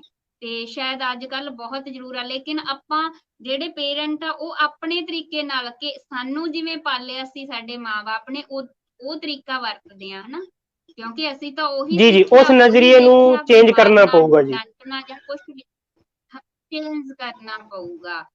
ਸਹੀ ਕਹਿ ਰਹੇ ਹੋ ਕਿਉਂਕਿ ਅੱਜ ਕੱਲ ਦੇ ਬੱਚੇ ਉਹ ਚੀਜ਼ਾਂ ਨਹੀਂ ਸਹਿਣ ਕਰਦੇ। ਸਕੂਲ ਹੋਵੇ ਚਾਹੇ ਘਰ ਹੋਵੇ, ਹੂੰ ਉਹ ਦਬਾਅ ਨਹੀਂ ਬਰਦਾਸ਼ਤ ਕਰਦੇ, ਉਹ ਬੇਇੱਜ਼ਤੀ ਸਮਝਦੇ ਆ ਇਸ ਚੀਜ਼ ਨੂੰ। ਮੰਨ ਲਓ ਆਪਾਂ ਥੋੜਾ ਜਿਹਾ ਹੂੰ ਅਧਿਆਪਕ ਨੇ ਡਾਂਟਤਾ, ਪੇਰੈਂਟਸ ਨੇ, ਤਾਂ ਕਈ ਬੱਚੇ ਆਤਮ ਹੱਤਿਆ ਤੱਕ ਕਰ ਲੈਂਦੇ ਆ, ਹਨਾ। ਜੀ ਜੀ, ਇਹ ਵੀ ਬਿਲਕੁਲ ਲੰਬਾ ਵਿਸ਼ਾ ਬਿਲਕੁਲ। ਜੇ ਆਪਾਂ ਗੱਲ ਕਰੀਏ, ਪਰ ਆਪਾਂ ਮੇਨ ਅੱਜ ਸਿਰਫ ਡਿਪਰੈਸ਼ਨ ਤੇ ਗੱਲ ਕਰੇ। ਇੱਕ ਗੱਲ ਮੈਂ ਪੁੱਛਣੀ ਹੋਰ ਚਾਹਾਂਗੀ ਤੁਹਾਡੇ ਤੋਂ, ਕਾਉਂਸਲਿੰਗ ਤੋਂ ਬਿਨਾ ਵੀ ਇਹਦਾ ਇਲਾਜ ਦਵਾਈ ਨਾਲ ਵੀ ਸੰਭਵ ਹੈਗਾ, ਜਾਂ ਇਹ ਇੱਕ ਸਿਰਫ ਕੋਸ਼ਿਸ਼ ਹੀ ਅਲੱਗ ਤੋਂ ਇੱਕ ਜਰੀਆ ਪੈਦਾ ਕੀਤਾ ਗਿਆ? ਤੁਸੀਂ ਕੀ ਕਹਿਣਾ ਚਾਹੋਗੇ? ਕਿਉਂਕਿ ਜੀ ਮਤਲਬ ਬਿਲਕੁਲ। ਬਹੁਤ ਸਾਰੇ ਹਸਪੀਟਲ ਵੀ ਇਸ ਤੇ ਖੁੱਲੇ ਹੋਏ ਆ, ਹਨਾ, ਮੈਂਟਲ ਹੈਲਥ ਜੀ ਤੇ, ਜੀ ਕੀ ਜੀ ਦਵਾਈ ਨਾਲ ਵੀ ਇਹਦਾ ਇਲਾਜ ਸੰਭਵ? ਜੀ ਜੀ ਬਿਲਕੁਲ ਬਿਲਕੁਲ। ਇਹਦੇ ਵਿੱਚ ਜਿਹੜਾ ਟੋਟਲੀ ਜਿਹੜਾ ਸਾਡਾ ਤਰੀਕਾ ਉਹ ਅਸੀਂ ਬਿਨਾਂ ਦਵਾਈ ਤੋਂ ਕਰਦੇ ਹਾਂ ਜੀ। ਤੇ ਕੁਝ ਲੈਵਲ ਤੇ ਜਦੋਂ ਐਕਸਟ੍ਰੀਮ ਲੈਵਲ ਦੀ ਗਹਿਰੀ ਪ੍ਰੋਬਲਮ ਆ, ਤੇ ਉਹ ਕੁਝ ਲੈਵਲ ਤੇ ਹਮ ਕੈਮੀਕਲ ਬੋਡੀ ਨੂੰ ਐਕਟਿਵ ਕਰਨ ਵਾਸਤੇ ਦਵਾਈ ਦੀ ਲੋੜ ਪੈਂਦੀ ਹੈ। ਲੇਕਿਨ ਪਰਮਾਨੈਂਟਲੀ ਅਗਰ ਆਪਾਂ ਇਹ ਸੋਚੀਏ ਕਿ ਤੁਸੀਂ ਦਵਾਈ ਨਾਲ ਡਿਪਰੈਸ਼ਨ ਨੂੰ ਠੀਕ ਕਰ ਪਾਓਗੇ ਤਾਂ ਉਹ ਪੋਸੀਬਲ ਨਹੀਂ ਆ। ਹਮ ਕੁਝ ਸਮੇਂ ਵਾਸਤੇ ਤੁਸੀਂ ਜੀ ਕਰ ਸਕਦੇ ਹੋ, ਲੇਕਿਨ ਹਮੇਸ਼ਾ ਵਾਸਤੇ ਨਹੀਂ। ਹਮ ਉਹਦੇ ਵਾਸਤੇ ਜਿਹੜੀ ਇੱਕ ਸਮਝ ਆ, ਮੈਡੀਸਿਨ ਜਿਹੜੀ ਆਪਾਂ ਨੂੰ ਸਮਝ ਨਹੀਂ ਦੇ ਸਕਦੀ, ਉਹ ਆਪਾਂ ਨੂੰ ਜਾਂ ਤਾਂ ਕੋਈ ਹਮ ਕਿਤਾਬ ਚੋਂ ਮਿਲੇਗੀ ਜਾਂ ਆਪਾਂ ਕਿਸੇ ਕੰਸਲਟੈਂਟ ਕਾਉਂਸਲਰ ਤੋਂ ਡਿਸਕਸ ਕਰਕੇ ਹੀ ਆਪਾਂ ਨੂੰ ਉਹ ਮਿਲ ਸਕਦੀ ਆ। ਤੇ ਬਹੁਤ ਸਾਰੇ ਲੋਕ ਇਦਾਂ ਦੇ ਵੀ ਨੇ, ਤੁਹਾਨੂੰ ਇਹ ਵੀ ਮੈਂ ਸ਼ੇਅਰ ਕਰਨਾ ਚਾਹੁੰਦਾ ਕਿ ਬਿਨਾਂ ਦਵਾਈ ਤੋਂ, ਬਿਨਾਂ ਕਿਸੇ ਕਾਉਂਸਲਰ ਦੀ ਹੈਲਪ ਤੋਂ ਵੀ ਉਹ ਬਾਹਰ ਆਏ ਨੇ, ਸਿਰਫ ਆਪਣੇ ਆਪ ਨੂੰ ਚੇਂਜ ਕਰਕੇ, ਆਪਣੇ ਉਸ ਨਜ਼ਰੀਏ ਨੂੰ ਇੱਕ ਲੜਨ ਦੀ ਸਮਰੱਥਾ ਰੱਖ ਕੇ, ਇੱਕ ਹਿੰਮਤ ਰੱਖ ਕੇ, ਇੱਕ ਕੌਨਫੀਡੈਂਸ ਨਾਲ ਵੀ ਉਹਨੂੰ ਬਾਹਰ ਆਇਆ ਜਾ ਸਕਦਾ ਕਿ ਕੁਛ ਮਰਜ਼ੀ ਹੋ ਜੇ, ਮੈਂ ਇਹ ਕੰਮ ਕਰਨਾ ਤੇ ਕਰਨਾ। ਲੇਕਿਨ ਜਦੋਂ ਆਪਾਂ ਢਿੱਲੇ ਪੈ ਜਾਂਦੇ ਆ, ਫਿਰ ਉਹ ਆਪਣਾ ਇਮੋਸ਼ਨ, ਜਿਹੜਾ ਨੈਗੇਟਿਵ ਇਮੋਸ਼ਨ ਆ, ਨੈਗੇਟਿਵ ਫੀਲਿੰਗਸ ਨੇ, ਉਹ ਆਪਣੇ ਤੇ ਹਾਵੀ ਹੋ ਜਾਂਦੀਆਂ ਨੇ। ਹਾਲਾਤ ਨੂੰ ਕਦੇ ਵੀ ਆਪਣੇ ਤੇ ਹਾਵੀ ਨਹੀਂ ਹੋਣ ਦੇਣਾ, ਸਭ ਤੋਂ ਵੱਡਾ ਇਹੀ ਟ੍ਰੇਨਿੰਗ ਦੇ ਵਿੱਚ, ਕਾਉਂਸਲਿੰਗ ਦੇ ਵਿੱਚ ਸਿਖਾਇਆ ਜਾਂਦਾ ਹੈ। ਤੇ ਬਿਨਾਂ ਦਵਾਈ ਤੋਂ ਇਹਦਾ ਇਲਾਜ ਸੰਭਵ ਹੈ ਜੀ, ਬਿਲਕੁਲ ਜੀ। ਤੇ ਇਹ ਗੁਰਜੀਤ ਜੀ ਕਹਿ ਰਹੇ ਆ ਕਿ ਸਰ ਦਾ ਨੰਬਰ ਮੇਰੇ ਤੋਂ ਡਿਲੀਟ ਹੋ ਗਿਆ, ਮੈਂ ਕੋਸ਼ਿਸ਼ ਕੀਤੀ ਲੱਭਣ ਦੀ, ਤੇ ਇਹਨਾਂ ਦੂਰ ਜਾਣ ਦੀ ਲੋੜ ਨਹੀਂ ਸੀ ਗੁਰੀ ਦਿਆਲ ਜੀ। ਅਸੀਂ ਪੋਸਟਰ ਸ਼ੇਅਰ ਕੀਤਾ ਥੋੜੀ ਦੇਰ ਪਹਿਲਾਂ, ਉਸ ਤੇ ਸਰ ਦਾ ਨੰਬਰ ਲਿਖਿਆ, ਤੇ ਸਰ ਇੱਕ ਵਾਰ ਤੁਸੀਂ ਹੋਰ ਅਨਾਉਂਸ ਕਰ ਦਿਓ ਆਪਣਾ ਨੰਬਰ। ਜੀ ਜੀ ਗੁਰਜੀਤ ਜੀ, ਸਭ ਤੋਂ ਪਹਿਲਾਂ ਤੇ ਇਸ ਪ੍ਰੋਗਰਾਮ ਦੇ ਵਿੱਚ ਤੁਹਾਡਾ ਬਹੁਤ-ਬਹੁਤ ਸਵਾਗਤ ਹੈ। ਤੁਸੀਂ ਕਮੈਂਟ ਕਰਦੇ ਹੋ, ਸੁਣਦੇ ਹੋ, ਵੀਡੀਓ ਨੂੰ ਸ਼ੇਅਰ ਕਰਦੇ ਹੋ, ਤੇ ਨੰਬਰ ਤੁਹਾਨੂੰ ਮੈਂ ਦੱਸ ਦੇਣਾ, ਤੁਸੀਂ ਕਾਲ ਕਰ ਸਕਦੇ ਹੋ 97 281 06839 ਤੇ 9728106839 ਤੇ ਤੁਸੀਂ ਕਾਲ ਕਰ ਕੇ ਗੱਲ ਕਰ ਸਕਦੇ ਹੋ। ਬਹੁਤ ਨਾਈਸ ਪਰਸਨ ਨੇ ਗੁਰਜੀਤ ਜੀ, ਟੀਚਰ ਨੇ। ਜੀ ਜੀ ਜੀ ਬਿਲਕੁਲ। ਹਾਂਜੀ, ਤੇ ਇੱਧਰ ਤੁਹਾਨੂੰ ਸਕਰੀਨ ਤੇ ਅਗਲਾ ਵੀ ਨਜ਼ਰ ਆ ਰਿਹਾ ਹੋਣਾ ਕਮੈਂਟ, ਚੰਦਰ ਮੋਹਨ ਸੇਠੀ ਜੀ ਨੇ ਕੀਤਾ। ਜੀ ਜੀ try to find the joy in everything. ਬਿਲਕੁਲ ਜੀ, ਬਹੁਤ ਚੰਗੀ ਗੱਲ ਇਹਨਾਂ ਨੇ ਕਹੀ ਹੈ। ਹਾਂ, ਐਵਰੀਥਿੰਗ। ਤੇ ਨੈਸਤੇ ਤੋਂ ਕੰਫਰਟ ਟੂ ਲਗਜ਼ਰੀ ਦੀ ਤਰਫ ਬੇਹਿਤਾਸ਼ਾ ਦੌੜ, ਡਿਪਰੈਸ਼ਨ ਕ੍ਰੀਏਟ ਕਰ। ਜੀ ਬਿਲਕੁਲ ਬਿਲਕੁਲ, ਆਪਾਂ ਪਿੱਛੇ ਗੱਲ ਕਰ ਰਹੇ ਸੀ ਕਿ ਇਹਦੇ ਉੱਤੇ ਆਪਾਂ ਨੂੰ ਸਮਝ ਦੀ ਥੋੜੀ ਜਿਹੀ ਲੋੜ ਆ, ਸਮਝ ਵਰਤਾਂਗੇ ਤੇ ਗੱਲ ਬਣ ਜੂਗੀ।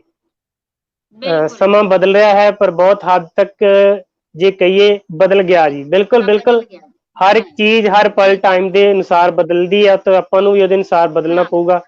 ਬਹੁਤ ਵਧੀਆ ਜੀ ਆਈਡੀਓਲੋਜੀ, ਥੈਂਕ ਯੂ ਜੀ ਸੁਰਿੰਦਰ ਜੀ, ਬਹੁਤ ਬਹੁਤ ਧੰਨਵਾਦ। ਤੁਸੀਂ ਕਮੈਂਟ ਕਰਦੇ ਹੋ, ਸੁਣਦੇ ਹੋ ਜੀ, ਅਕਸਰ ਪ੍ਰੋਗਰਾਮ ਨਾਲ ਜੁੜਦੇ ਆ, ਤੇ ਇਹਨਾਂ ਦੀ ਹੌਸਲਾ ਅਫਜ਼ਾਈ ਕਰਨ ਕਿ ਆਪਾਂ ਨੂੰ ਹੋਰ ਹੌਸਲਾ ਮਿਲਦਾ, ਹੋਰ ਵਧੀਆ ਕੰਮ ਕਰਨ ਦਾ। ਜੀ ਜੀ ਜੀ ਬਿਲਕੁਲ ਬਿਲਕੁਲ ਬਿਲਕੁਲ ਜੀ।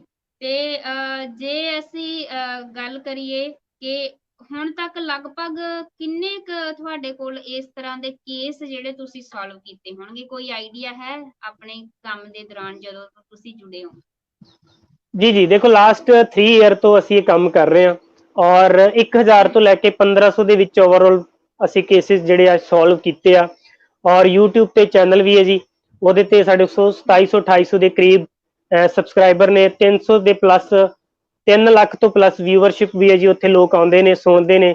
ਜਿੱਦਾਂ ਆਪਾਂ ਇੱਥੇ ਸਵਰਗੰਗਾ ਚੈਨਲ ਤੇ YouTube ਤੇ ਆਪਾਂ ਵੀਡੀਓ, ਫੇਸਬੁੱਕ ਤੇ ਵੀਡੀਓ ਕਰਦੇ ਆ, ਉੱਥੇ ਰੈਗੂਲਰ ਅਸੀਂ ਵੀਡੀਓ ਪਾਉਂਦੇ ਆ, ਉਹ ਟਿਪਸ ਪਾਉਂਦੇ ਆ, ਉਹਨਾਂ ਨੂੰ ਅੱਛੇ ਤਰੀਕੇ ਨਾਲ ਦੱਸਿਆ ਜਾਂਦਾ ਹੈ। ਤੇ ਲੋਕ ਜਿਨ੍ਹਾਂ ਨੂੰ ਫਿਰ ਕਾਉਂਸਲਿੰਗ ਦੀ ਲੋੜ ਹੁੰਦੀ ਹੈ, ਉਹ ਆਪਣੀ ਪ੍ਰੋਬਲਮ ਸੋਲਵ ਕਰਨਾ ਚਾਹੁੰਦੇ ਨੇ, ਤੇ ਫਿਰ ਸਾਨੂੰ ਕਾਲ ਕਰਕੇ ਆਪਣੀ ਪੂਰਾ ਇਲਾਜ ਜਿਹੜਾ ਉਹ ਕਰ ਲੈਂਦੇ ਨੇ ਜੀ ਜੀ। ਤੇ ਇਹਦੇ ਵਾਸਤੇ ਬਕਾਇਦਾ ਤੁਹਾਡੀ ਫੀਸ ਰੱਖੀ ਹੋਣੀ? ਹਾਂਜੀ, ਇਹਦੀ ਸਾਡੀ ਅਲੱਗ ਤੋਂ ਇੱਕ ਪਰਸਨਲ ਟਾਈਮ ਅਸੀਂ ਦਿੰਦੇ ਹਾਂ ਜੀ। ਹਾਂ ਬਿਲਕੁਲ ਬਿਲਕੁਲ। ਤੇ ਇੱਥੇ ਇਹ ਵੀ ਹੈ ਕਿ ਬਿਨਾਂ ਦਵਾਈ ਤੋਂ, ਜਿਹੜਾ ਦਵਾਈਆਂ ਲੈਂਦੇ ਆ ਜਦੋਂ ਆਪਾਂ, ਤੇ ਉਹਦਾ ਸਾਡੇ ਤੇ ਜਿਹੜਾ ਸਾਈਡ ਇਫੈਕਟ ਵੀ ਹੁੰਦੇ ਆ, ਹਨਾ। ਔਰ ਦਵਾਈ ਖਾਣੀ ਸੌਖੀ ਗੱਲ ਨਹੀਂ ਹੈਗੀ, ਬਹੁਤ ਸਾਰੇ ਪਰਹੇਜ਼ ਵੀ ਸਾਨੂੰ ਕਰਨੇ ਪੈਂਦੇ ਆ। ਸੋ ਇੱਥੇ ਮੈਂ ਇੱਕ ਗੱਲ ਕਹਾਂਗੀ ਕਿ ਇਲਾਜ ਨਾਲੋਂ ਪਰਹੇਜ਼ ਚੰਗਾ ਹੈਗਾ। ਤੇ ਜੇ ਆਪਾਂ, ਹਾਂ, ਤੇ ਜੇ ਆਪਾਂ ਦਵਾਈ ਨੂੰ ਛੱਡ ਕੇ ਇਹ ਵਾਲਾ ਰਾਹ ਅਪਣਾ ਲਈਏ ਤਾਂ ਵਧੀਆ ਗੱਲ ਆ, ਤੇ ਉਸ ਤੋਂ ਆਪਣਾ ਦੁੱਗਣਾ ਤਿੱਗਣਾ ਖਰਚਾ ਤਾਂ ਹਸਪਤਾਲ 'ਚ ਜਾਣ ਤੇ ਹੋ ਜਾਂਦਾ, ਜੇ ਆਪਣਾ ਦਵਾਈ ਤੋਂ ਬਿਨਾਂ ਕੰਮ ਹੋ ਰਿਹਾ, ਹਨਾ। ਤੇ ਇਹਨੂੰ ਉਹਦੇ ਵਿੱਚ ਦਵਾਈ ਤੁਹਾਨੂੰ ਸਰੀਰਕ ਲੈਵਲ ਤੇ ਵੀ ਪਰੇਸ਼ਾਨ ਕਰ ਸਕਦੀ ਆ, ਕਿ ਇੱਕ ਤੁਸੀਂ ਡਿਪਰੈਸ਼ਨ ਨੂੰ ਠੀਕ ਕਰ ਰਹੇ ਹੋ ਸਕਦਾ ਕੋਈ ਫਿਜ਼ੀਕਲ ਸਰੀਰਕ ਬਿਮਾਰੀ ਪੈਦਾ ਕਰ ਲਵੋ। ਇੱਕ ਬਿਮਾਰੀ ਨੂੰ ਠੀਕ ਕਰਨ ਵਾਸਤੇ ਦੂਜੀ ਬਿਮਾਰੀ ਤਿਆਰ ਹੋ ਜਾਂਦੀ ਹੈ। ਹਾਂ, ਨੀਂਦ ਦੀ ਜ਼ਿਆਦਾ ਉਹਦੇ ਵਿੱਚ ਦਵਾਈ ਜਿਹੜੀ ਦਿੱਤੀ ਜਾਂਦੀ ਹੈ। ਤੁਸੀਂ ਕੀ ਕਹਿਣਾ ਚਾਹੋਗੇ? ਮੈਨੂੰ ਲੱਗਦਾ ਇਹ, ਮੈਂ ਦੇਖੇ ਆ ਕਈ ਕੇਸ ਕਿ ਨੀਂਦ ਆਉਂਦੀ ਆ, ਉਹ ਸੁੱਤੇ ਹੀ ਰਹਿੰਦੇ ਆ ਜ਼ਿਆਦਾ।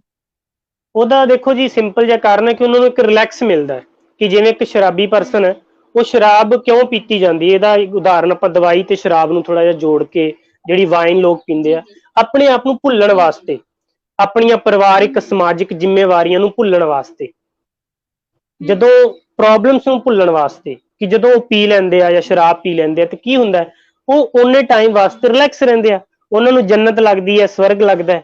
ਇਸੇ ਤਰ੍ਹਾਂ ਹੀ ਗੋਲੀ ਕੰਮ ਕਰਦੀ ਹੈ। ਗੋਲੀ ਦਾ ਜਿੰਨਾ ਚਿਰ ਤੁਹਾਨੂੰ ਉਹ ਨੀਂਦ ਦੀ ਲੈ ਰੱਖੀ ਹੈ ਉਹਨਾਂ ਚਿਰ ਅਸਰ ਰਹਿੰਦਾ ਹੈ, ਫਿਰ ਉਸ ਤੋਂ ਬਾਅਦ ਤੁਸੀਂ ਆਪਣੀ ਰੀਅਲ ਲਾਈਫ ਦੇ ਵਿੱਚ, ਰੀਅਲ ਜ਼ਿੰਦਗੀ ਦੇ ਵਿੱਚ ਆਉਂਦੇ ਹੋ ਤੇ ਤੁਸੀਂ ਉਹੀ ਚੀਜ਼ਾਂ ਨੂੰ ਫੇਸ ਕਰਦੇ ਹੋ। ਉਹ ਥੋੜੇ ਟਾਈਮ ਵਾਸਤੇ ਤੁਹਾਡੇ ਨਰਵਸ ਸਿਸਟਮ ਨੂੰ, ਬੋਡੀ ਨੂੰ, ਦਿਮਾਗ ਨੂੰ ਇੱਕ ਰਿਲੈਕਸੇਸ਼ਨ ਮਿਲ ਜਾਂਦੀ ਹੈ। ਹੋਰ ਇਸ ਤੋਂ ਜ਼ਿਆਦਾ ਰੋਲ ਨਹੀਂ। ਉਹ ਬਹੁਤ ਹੀ ਗਲਤ ਤਰੀਕਾ ਹੈ। ਹਾਂ, ਕੁਝ ਲੈਵਲ ਤੱਕ ਠੀਕ ਆ ਕਿ ਚਲੋ ਜੋ ਜ਼ਿਆਦਾ ਹੀ ਪ੍ਰੋਬਲਮ ਹੈ ਸ਼ੁਰੂਆਤੀ ਦੌਰ ਤੇ ਕੁਝ ਟਾਈਮ ਵਾਸਤੇ, 2-4 ਦਿਨ ਹਫਤੇ ਵਾਸਤੇ ਲੈ ਲਈ, ਬਸ ਠੀਕ ਹੈ, ਇਸ ਤੋਂ ਜ਼ਿਆਦਾ ਨਹੀਂ। ਜੀ ਜੀ ਜੀ ਜੀ ਤੇ ਹੁਣ ਤੱਕ ਦੇ ਜਿਹੜੇ ਤੁਸੀਂ ਕੇਸ ਸੋਲਵ ਕੀਤੇ ਆ, ਉਸ ਦੌਰਾਨ ਤੁਹਾਨੂੰ ਪਤਾ ਲੱਗਿਆ ਹੋਵੇਗਾ ਕਿ ਕਿੰਨਾ ਕੁ ਸਮਾਂ ਲੱਗ ਜਾਂਦਾ ਇੱਕ ਕੇਸ ਨੂੰ ਠੀਕ ਹੋਣ ਤੇ, ਕਿੰਨਾ ਕੁ ਲੱਗਦਾ, ਇਹ ਕਿਸ ਤਰ੍ਹਾਂ ਤੈਅ ਹੁੰਦਾ ਕਿ ਇੰਨਾ ਸਮਾਂ ਲੱਗ ਜਾਂਦਾ? ਇਹ ਸਭ ਦਾ ਅਲੱਗ-ਅਲੱਗ ਹੈ ਜੀ। ਕਿਸੇ ਕੋਈ ਇੱਕ ਸਮਾਂ ਮੈਂ ਇੱਥੇ ਨਹੀਂ ਦੱਸ ਸਕਦਾ ਕਿ ਮਹੀਨਾ, 2 ਮਹੀਨੇ ਜਾਂ 3 ਮਹੀਨੇ, ਸਭ ਦਾ ਅਲੱਗ-ਅਲੱਗ ਹੈ। ਕੁਝ ਪਰਸਨ ਇਸ ਤਰ੍ਹਾਂ ਦੇ ਆਏ ਕਿ 4-5 ਦਿਨ ਉਹਨਾਂ ਨੇ ਕਲਾਸਾਂ ਆਪਣੀਆਂ ਲਈਆਂ ਤੇ ਉਹ ਉਹਨਾਂ ਨੂੰ ਲੱਗਿਆ ਕਿ ਬਹੁਤ ਵਧੀਆ ਹੋ ਗਏ ਉਹ, ਔਰ ਉਸ ਤੋਂ ਬਾਅਦ ਉਹ ਨਹੀਂ ਆਏ, ਬਿਲਕੁਲ ਠੀਕ ਸੀ ਉਹ। ਕਈਆਂ ਨੂੰ 3 ਮਹੀਨੇ, 4 ਮਹੀਨੇ, ਕਈਆਂ ਨੂੰ 1-1 ਸਾਲ ਵੀ ਲੱਗ ਜਾਂਦਾ ਹੈ। ਤੇ ਟਾਈਮ ਇੱਕ ਪੱਕਾ ਆਪਾਂ ਕਦੀ ਕਿਸੇ ਨੂੰ ਕਹਿ ਨਹੀਂ ਸਕਦੇ, ਕਿਉਂਕਿ ਹਰ ਇੱਕ ਦੀ ਸਮਝ ਜਿਹੜੀ ਆ, ਸਮਝ ਦਾ ਜਿਹੜਾ ਲੈਵਲ ਹੈ ਉਹ ਆਪਣਾ ਆਪਣਾ ਹੈ। ਕਿ ਕੋਈ ਕੁਛ ਕਿਸੇ ਦੀ, ਉਹ ਕਹਿੰਦੇ ਨਾ ਕਿ ਜਿਵੇਂ ਇੱਕ ਤਾਂ ਆਪਾਂ ਗਲਤੀ ਕਰਕੇ ਸਿੱਖਦੇ ਹਾਂ ਤੇ ਇੱਕ ਕਿਸੇ ਦੀ ਗਲਤੀ ਨੂੰ ਵੇਖ ਕੇ ਸਿੱਖਣਾ, ਉਹਨਾਂ ਦੋਨਾਂ ਬੰਦਿਆਂ ਦੇ ਵਿੱਚ ਫਰਕ ਹੁੰਦਾ। ਤੇ ਜਿਹੜੇ ਬੰਦੇ ਕਿਸੇ ਦੀ ਗਲਤੀ ਨੂੰ ਵੇਖ ਕੇ ਸਿੱਖ ਲੈਂਦੇ, ਉਹਨਾਂ ਦੀ ਪ੍ਰੋਬਲਮ ਛੇਤੀ ਸੋਲਵ ਹੋ ਜਾਂਦੀ ਜਾਂ ਉਹਨਾਂ ਨੂੰ ਪ੍ਰੋਬਲਮ ਆਉਂਦੀ ਨਹੀਂ। ਜਿਹੜੇ ਖੁਦ ਗਲਤੀ ਕਰਨਗੇ ਤਾਂ ਫੇਰ ਸਿੱਖਣਗੇ, ਉਹਨਾਂ ਨੂੰ ਟਾਈਮ ਵੀ ਉਹਨਾਂ ਵੱਧ ਲੱਗੂਗਾ। ਉਹਦੇ ਵਿੱਚ ਆਹ ਚੀਜ਼ ਆ ਜਾਂਦੀ ਹੈ। ਤੇ ਸਭ ਦਾ ਆਪਣਾ ਆਪਣਾ ਇੱਕ ਨਜ਼ਰੀਆ ਜੀ। ਆਪਣੀ ਜ਼ਿੰਦਗੀ ਵੀ ਥੋੜੀ ਹੈ, ਜੇ ਆਪਣੀਆਂ ਗਲਤੀਆਂ ਤੋਂ ਸਿੱਖਦੇ ਰਵਾਂਗੇ, ਜੇ ਦੂਜਿਆਂ ਦੇ ਤੋਂ ਸਿੱਖਾਂਗੇ ਤਾਂ ਆਪਾਂ ਜਲਦੀ ਇੰਪਰੂਵ ਵੀ ਕਰ ਸਕਦੇ ਹਾਂ ਆਪਣੀ। ਹਾਂ, ਇੱਥੇ ਵੀ ਗੱਲ ਆਪਾਂ ਸਿੱਖ ਸਕਦੇ ਹਾਂ, ਬਿਲਕੁਲ। ਗੁਰੂ ਜੀ ਕਮੈਂਟ ਕਰ ਰਿਹਾ, ਕਹਿ ਰਹੇ ਕਿ ਇੱਕ ਵਾਰ ਮੈਨੂੰ ਸਰ ਦੇ ਘਰ ਘਰ ਜਾਣ ਦਾ ਮੌਕਾ ਮਿਲਿਆ ਸੀਗਾ, ਜੰਨਤ ਵਰਗਾ ਹੈ। ਠੀਕ ਹੈ ਜੀ, ਬਹੁਤ ਵਧੀਆ ਜੀ। ਤੇ ਸਾਨੂੰ ਵੀ ਦੇਖਣਾ ਪਏਗਾ ਹੁਣ ਤਾਂ ਕਿ ਸਰ ਦਾ ਘਰ ਜੀ ਜ਼ਰੂਰ, ਵੈਲਕਮ ਜੀ, ਵੈਲਕਮ, ਮੋਸਟ ਵੈਲਕਮ ਜੀ। ਹਾਂ, ਤੇ ਅੱਗੇ ਚੰਦਰਮੋਹਨ ਸੇਠੀ ਜੀ ਦਾ ਹੈ ਕਮੈਂਟ, ਕਹਿੰਦੇ ਕਿ ਨਿਰਾਸ਼ਾ ਔਰ ਉਦਾਸੀ ਇੱਕ ਕਾਰਨ ਲੋਕ ਦਿਖਾਵਾ ਵੀ ਹੈ। ਜੀ ਬਿਲਕੁਲ, ਇਸ ਵਕਤ ਵੀ ਕੁਝ ਕਹੋ ਜੀ। ਦੂਸਰੀ ਗੱਲ, ਮਾਫ ਕਰਨਾ ਜੀ, ਪੈਰਾਂ ਦੇ ਹੁੰਦਿਆਂ ਸੁਣਦਿਆਂ ਅਸੀਂ ਵਿਸਾਖੀ ਲੱਭਦੇ ਫੜਦੇ ਰਹਿੰਦੇ ਹਾਂ।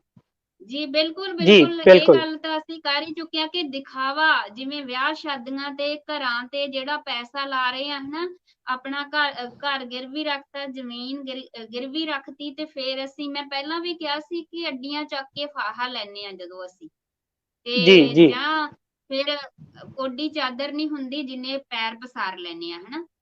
ਤੇ ਉਹਦੇ ਪਿੱਛੇ ਦਾ ਇੱਕ, ਮਾਫ ਕਰਿਓ ਤੁਹਾਨੂੰ ਮੈਂ ਵਿੱਚ ਰੋਕ ਰਿਹਾ, ਇਹਦੇ ਪਿੱਛੇ ਇੱਕ ਮੈਂ ਚੀਜ਼ ਤੁਹਾਡੇ ਨਾਲ ਸ਼ੇਅਰ ਕਰਨਾ ਚਾਹੂੰਗਾ ਕਿ ਇਹਦੇ ਵਿੱਚ ਪਿੱਛੇ ਨਾ ਇੱਕ ਸਾਈਕੋਲੋਜੀ ਦੇ ਵਿੱਚ ਅਸੀਂ ਇੱਕ ਟਰਮ ਯੂਜ਼ ਕਰਦੇ ਹਾਂ ਜਿਹਨੂੰ ਕਹਿੰਦੇ ਰੀਇਨਫੋਰਸਮੈਂਟ। ਰੀਇਨਫੋਰਸਮੈਂਟ ਦਾ ਮਤਲਬ ਹੁੰਦਾ ਕਿ ਤੁਹਾਡੇ ਕਿਸੇ ਵੀ ਐਕਸ਼ਨ ਦੇ ਪਿੱਛੇ ਇੱਕ ਫੋਰਸ ਕੰਮ ਕਰਦੀ ਆ।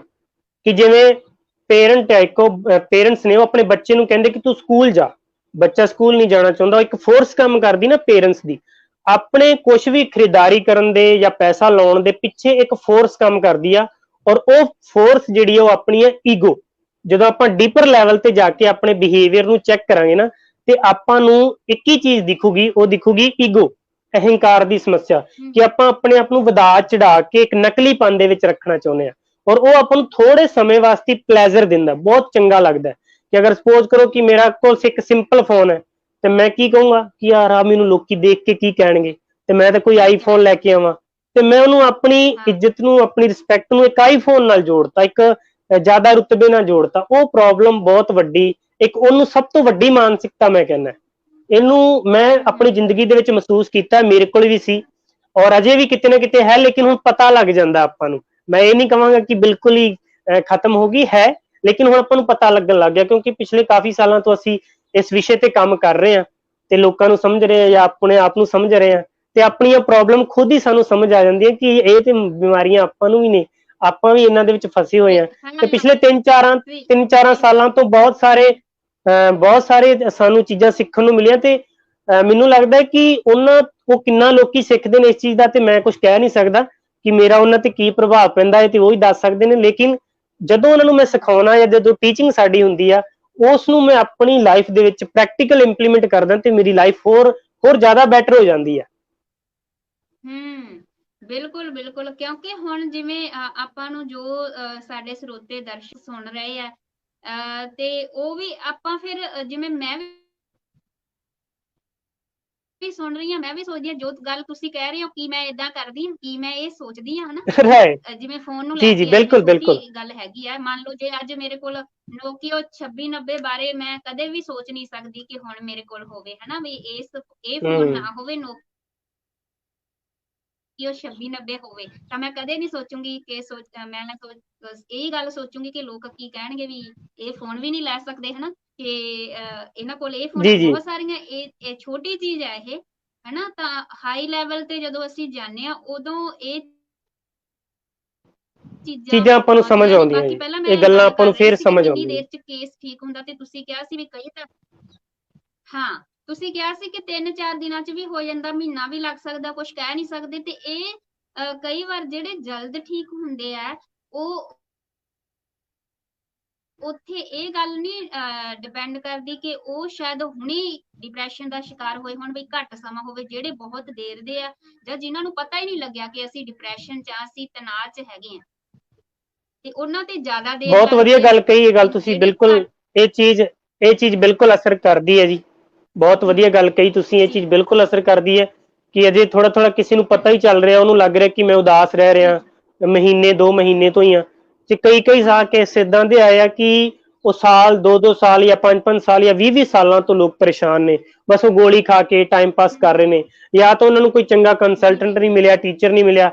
ਅਗਰ ਕੋਈ ਮਿਲਿਆ ਤੇ ਉਹਨਾਂ ਨਾਲ ਮਿਸਬਿਹੇਵ ਵੀ ਹੋ ਜਾਂਦਾ, ਕਿਉਂਕਿ ਬਹੁਤ ਸਾਰੇ ਆਨਲਾਈਨ ਕੇਸਿਸ ਅਸੀਂ ਦੇਖਦੇ ਹਾਂ, ਕਹਿੰਦੇ ਸਰ ਸਾਡੇ ਤੋਂ ਪੈਸੇ ਤਾਂ ਲੈ ਲਏ ਉਹਨਾਂ ਨੇ ਕਾਉਂਸਲਿੰਗ ਦੇ ਤੇ ਸਾਡਾ ਫੋਨ ਹੀ ਨਹੀਂ ਚੁੱਕਿਆ ਉਸ ਤੋਂ ਬਾਅਦ। ਇਵੇਂ ਦੀਆਂ ਸਮੱਸਿਆਵਾਂ ਵੀ ਉਹਨਾਂ ਹਾਂ ਨੂੰ ਫੇਸ ਕਰਨੀਆਂ ਪੈਂਦੀਆਂ ਨੇ, ਤੇ ਤਾਂ ਉਹ ਤੁਸੀਂ ਫਿਰ ਵਾਂਝੇ ਇਲਾਜ ਰਹਿ ਤੋਂ ਜਾਂਦੇ ਨੇ ਬਾਅਦ ਉਸ ਇਲਾਜ ਤੋਂ।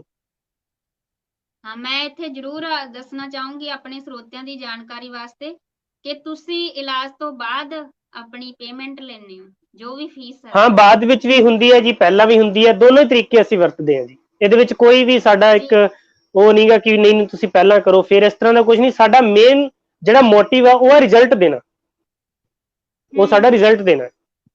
ਨਹੀਂ ਫਿਰ ਉੱਥੇ ਇਹ ਵੀ ਘਾਟਾ ਹੁੰਦਾ ਹੋਏਗਾ ਕਿ ਫਿਰ ਜੇ ਤੁਸੀਂ ਇਦਾਂ ਬਿਹੇਵ ਕਰੋਗੇ ਫਿਰ ਤੁਹਾਡੇ ਕੋਲ ਹੌਲੀ ਹੌਲੀ ਲੋਕਾਂ ਨੇ ਆਉਣਾ ਬੰਦ ਕਰ ਦੇਣਾ, ਇੱਕ ਤੋਂ ਗੱਲ ਦੂਜੇ ਕੋਲ, ਦੂਜੇ ਤੋਂ ਤੀਜੇ, ਹੌਲੀ ਹੌਲੀ ਫੈਲ ਜਾਣੀ ਹੈ ਕਿ ਉਹਨਾਂ ਦਾ ਬਿਹੇਵੀਅਰ ਇਹੋ ਜਿਹਾ ਹੈਗਾ ਹਨਾ। ਉਹ ਤੇ ਆਪਣੇ, ਇਹ ਵੀ ਚੀਜ਼ ਬਿਲਕੁਲ ਜੀ, ਆਪਣੀ ਨੈਗੇਟਿਵਿਟੀ ਹੈ ਜੀ। ਹਾਂ ਬਿਲਕੁਲ ਬਿਲਕੁਲ। ਤੁਸੀਂ ਫੀਸ ਲੈ ਰਹੇ ਹੋ ਤੇ ਆਪਣਾ 100% ਦੇ ਰਹੇ ਹੋ ਹਨਾ, ਇਸ ਦੀ ਤੁਹਾਨੂੰ ਫਾਇਦਾ, ਬਿਲਕੁਲ ਜੀ। ਕਿਉਂਕਿ ਤੁਸੀਂ ਇਸ ਨਾਲ ਜੁੜੇ ਹੋਏ ਹੋ। ਤੁਹਾਡਾ ਕੰਮ ਹੀ ਇਹ ਹੈ ਕਿ ਤੁਸੀਂ ਲੋਕਾਂ ਨੂੰ ਇਹਦੇ ਵਿੱਚੋਂ ਕੱਢਣਾ ਹੈਗਾ। ਡਿਪਰੈਸ਼ਨ ਹੈ, ਤਣਾਅ, OCD, ਜੋ ਵੀ ਇਸ ਨਾਲ ਰਿਲੇਟ ਕਰਦੀਆਂ ਬਿਮਾਰੀਆਂ ਨੇ, ਤੇ ਜਦੋਂ ਕੰਮ ਹੀ ਜੀ ਤੁਹਾਡਾ ਤਾਂ ਫਿਰ ਇਹ ਗਲਤ ਗੱਲ ਹੈਗੀ ਆ। ਬਿਲਕੁਲ ਏਦਾਂ ਹੁੰਦਾ ਹੈਗਾ, ਸਹੀ ਕਹਿ ਰਹੇ ਹੋ ਤੁਸੀਂ, ਕਿਉਂਕਿ ਦੁਨੀਆ ਸਾਰੀ ਇੱਕੋ ਜਿਹੀ ਨਹੀਂ ਹੁੰਦੀ ਹੈ ਨਾ। ਜੀ ਜੀ, ਬਿਲਕੁਲ ਜੀ ਜੀ। ਤੇ ਇੱਕ ਵਾਰ ਤੁਸੀਂ ਨੰਬਰ ਆਪਣਾ ਫੇਰ ਅਨਾਉਂਸ ਕਰ ਦਿਓ, ਫਿਰ ਆਪਾਂ ਸੋਮਵਾਰ ਫਿਰ ਮਿਲਾਂਗੇ। ਤੇ ਆਪਣੇ ਦਰਸ਼ਕਾਂ ਤੇ ਸਰੋਤਿਆਂ ਨੂੰ ਮੈਂ ਦੱਸਣਾ ਚਾਹਾਂਗੀ ਕਿ ਤੁਸੀਂ ਸਾਡੇ ਨਾਲ ਸੰਪਰਕ ਕਰ ਸਕਦੇ ਹੋ, ਮੇਰੇ ਨਾਲ ਵੀ ਕਰ ਸਕਦੇ ਹੋ, 8572818912। ਕੋਈ ਵੀ ਇਸ ਤਰ੍ਹਾਂ ਦੀ ਮੈਂਟਲੀ ਪ੍ਰੋਬਲਮ ਹੈ ਤੁਹਾਨੂੰ, ਕਿਸੇ ਪਰਿਵਾਰਕ ਮੈਂਬਰ ਨੂੰ ਤੁਸੀਂ ਬਿਨਾਂ ਝਿਜਕਦੇ ਆਪਣੀ ਸਾਰੀ ਸਮੱਸਿਆ ਦੱਸ ਸਕਦੇ ਹੋ। ਸਰ ਨਾਲ ਵੀ ਤੁਸੀਂ ਡਾਇਰੈਕਟ ਗੱਲਬਾਤ ਕਰ ਸਕਦੇ ਹੋ। ਸਰ ਕਿਰਪਾ ਕਰਕੇ ਇੱਕ ਵਾਰ ਨੰਬਰ ਫਿਰ ਅਨਾਉਂਸ ਕਰ ਦਿਓ। ਵੈਸੇ ਮੈਂ ਪੋਸਟਰ ਸ਼ੇਅਰ ਕਰਦੀ ਹਾਂ, ਉਸ ਤੇ ਵੀ ਸਰ ਦੇ ਦੋਵੇਂ ਨੰਬਰ ਦਿੱਤੇ ਹੋਏ ਨੇ, ਇਹ ਮੈਂ ਤੁਹਾਡੀ ਜਾਣਕਾਰੀ ਲਈ ਦੱਸ ਰਹੀ ਹਾਂ ਜੀ। ਜੀ ਜੀ। ਇੱਕ ਵਾਰ ਅਗਰ ਅਨਾਉਂਸ ਕੋਈ ਕਰ ਵੀ ਆਪਣਾ ਜੋ ਹੈ ਉਹ ਟ੍ਰੀਟਮੈਂਟ ਲੈਣਾ ਚਾਹੁੰਦਾ ਹੈ, ਕਾਉਂਸਲਿੰਗ ਕਰਨਾ ਚਾਹੁੰਦਾ ਹੈ, ਤੇ ਉਹਨਾਂ ਵਾਸਤੇ ਹਮ ਜਿਹੜੀ ਹੈਲਪਲਾਈਨ ਨੰਬਰ ਨੇ ਉਹਨੇ 9728106839, 9729506839। ਇਹਨਾਂ ਨੰਬਰਾਂ ਤੇ ਤੁਸੀਂ ਕੰਟੈਕਟ ਕਰਕੇ ਗੱਲਬਾਤ ਕਰਕੇ ਆਪਣੀ ਕਿਸੇ ਵੀ ਮਾਨਸਿਕ ਸਮੱਸਿਆ ਦਾ ਜਿਹੜਾ ਜੋ ਹੈ ਉਹ ਹੱਲ ਲੈ ਸਕਦੇ ਹੋ, ਔਰ ਉਹ ਵੀ ਬਿਨਾਂ ਦਵਾਈ ਤੋਂ। ਇਹ 100% ਹਾਂ ਹੈ ਜੀ। ਜੀ ਜੀ ਜੀ, ਇਹ ਬਹੁਤ ਵਧੀਆ ਗੱਲ ਹੈ। ਕਿਉਂਕਿ ਅੱਜ ਦੇ ਸਮੇਂ ਵਿੱਚ ਲਗਭਗ ਮੈਨੂੰ ਲੱਗਦਾ ਕਿਸੇ ਨਾ ਕਿਸੇ ਇਨਸਾਨ ਨੂੰ ਇਹ ਪ੍ਰੋਬਲਮ ਰਹਿੰਦੀ ਹੀ ਹੈ, ਤੇ ਅਸੀਂ ਦੱਸਣ ਤੋਂ ਝਿਜਕਦੇ ਹਾਂ। ਇਹਨਾਂ ਗੱਲਾਂ ਨੂੰ ਜਾਂ ਸਾਨੂੰ ਪਤਾ ਨਹੀਂ ਲੱਗਦਾ ਕਿ ਅਸੀਂ ਡਿਪਰੈਸ਼ਨ ਦਾ ਸ਼ਿਕਾਰ ਹੈਗੇ ਆ, ਹੈਨਾ। ਤੇ ਅੱਜ ਹੂੰ ਸਰ ਨੇ ਜਿੰਨੀਆਂ ਵੀ ਗੱਲਾਂ ਤੁਹਾਨੂੰ ਦੱਸੀਆਂ, ਜੇ ਉਹਦੇ ਵਿੱਚ ਮਿਲਦੇ ਜੁਲਦੇ ਲੱਛਣ ਤੁਹਾਨੂੰ ਲੱਗਦਾ ਕਿ ਕਿਸੇ ਪਰਿਵਾਰਕ ਮੈਂਬਰ ਨੂੰ ਆ, ਤੁਹਾਨੂੰ ਆ, ਤਾਂ ਤੁਸੀਂ ਬੇਝਿਜਕ ਸਰ ਨਾਲ ਸਿੱਧਾ ਕੰਟੈਕਟ ਕਰ ਸਕਦੇ ਹੋ, ਸਾਡੇ ਨਾਲ ਕਰ ਸਕਦੇ ਹੋ ਤੇ ਕਾਉਂਸਲਿੰਗ ਕੀਤੀ ਜਾਏਗੀ ਫੋਨ ਤੇ ਵੀ, ਘਰ ਬੈਠੇ। ਇਹ ਨਹੀਂ ਕਿ ਤੁਸੀਂ ਮਿਲਣਾ ਹੀ ਪਏਗਾ, ਇੰਨੀ ਦੂਰ ਆਉਣਾ ਹੀ ਪਏਗਾ, ਤੁਸੀਂ ਫੋਨ ਤੇ ਵੀ ਕਾਉਂਸਲਿੰਗ ਜਿਹੜੀ ਸਰ ਤੋਂ ਲੈ ਸਕਦੇ ਹੋ। ਇਸ ਦਾ ਜਿਹੜਾ ਹੈਲਪ ਹੈਗੀ ਆ ਸਰ ਦੀ। ਔਰ ਦੂਸਰਾ ਇੱਕ ਗੱਲ ਮੈਂ ਹੋਰ ਦੱਸਣਾ ਚਾਹਾਂਗੀ ਕਿ ਸਰ ਦਾ YouTube ਚੈਨਲ ਆ, ਉਸ ਤੇ ਵੀ ਸਰ ਸਮੇਂ-ਸਮੇਂ ਤੇ ਇਸ ਨਾਲ ਰਿਲੇਟਡ ਵੀਡੀਓ ਅਪਲੋਡ ਕਰਦੇ ਨੇ। ਤੁਸੀਂ ਨਾ ਆਪਣਾ ਚੈਨਲ ਬਾਰੇ ਵੀ ਥੋੜਾ ਜਿਹਾ ਦੱਸ ਦਿਓ ਸਰ। ਜੀ ਚੈਨਲ ਮੇਰੇ ਖੁਦ ਦੇ ਨਾਮ ਤੋਂ ਹੈ ਜੀ, ਦਿਲਬਾਗ ਸਿੰਘ ਦੇ ਨਾਮ ਤੋਂ।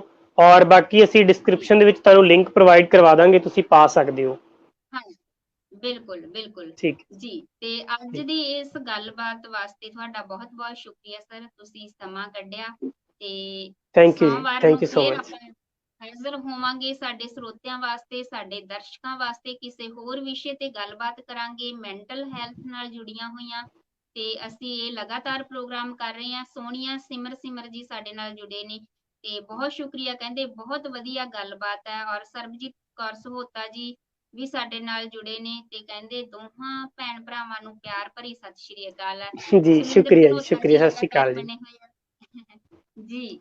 ਤੇ ਸਾਡੇ ਨਾਲ ਲਗਾਤਾਰ ਸਾਰੇ ਜਿੰਨੇ ਵੀ ਸਾਡੇ ਸਰੋਤੇ ਦਰਸ਼ਕ ਬਣੇ ਹੋਏ ਨੇ, ਸਾਰਿਆਂ ਦਾ ਬਹੁਤ ਬਹੁਤ ਸ਼ੁਕਰੀਆ। ਚੰਦਰਮੋਹਨ ਸੇਠੀ ਜੀ, ਸ਼ਹਿਬਾਜ਼ ਖਾਨ ਜੀ ਲਗਾਤਾਰ ਪੜ੍ਹਨ ਵਾਸਤੇ। ਸਾਰੇ ਕਮੈਂਟ ਮੈਂ ਨਹੀਂ ਪੜ੍ਹ ਸਕਾਂਗੀ, ਮਾਫੀ ਚਾਹਾਂਗੀ। ਸੋ ਮਿਲਾਂਗੇ ਆਪਾਂ ਹੁਣ ਅਗਲੇ ਸੋਮਵਾਰ। ਆਪਣੀ ਦੋਸਤ ਤੇ ਹੋਸਟ ਕਰਮਜੀਤ ਨੂੰ ਦਿਓ ਇਜਾਜ਼ਤ। ਹੱਸਦੇ ਵਸਦੇ ਰਹੋ, ਦੁਆਵਾਂ ਨਾਲ ਰੱਖੋ। ਧੰਨਵਾਦ ਜੀ।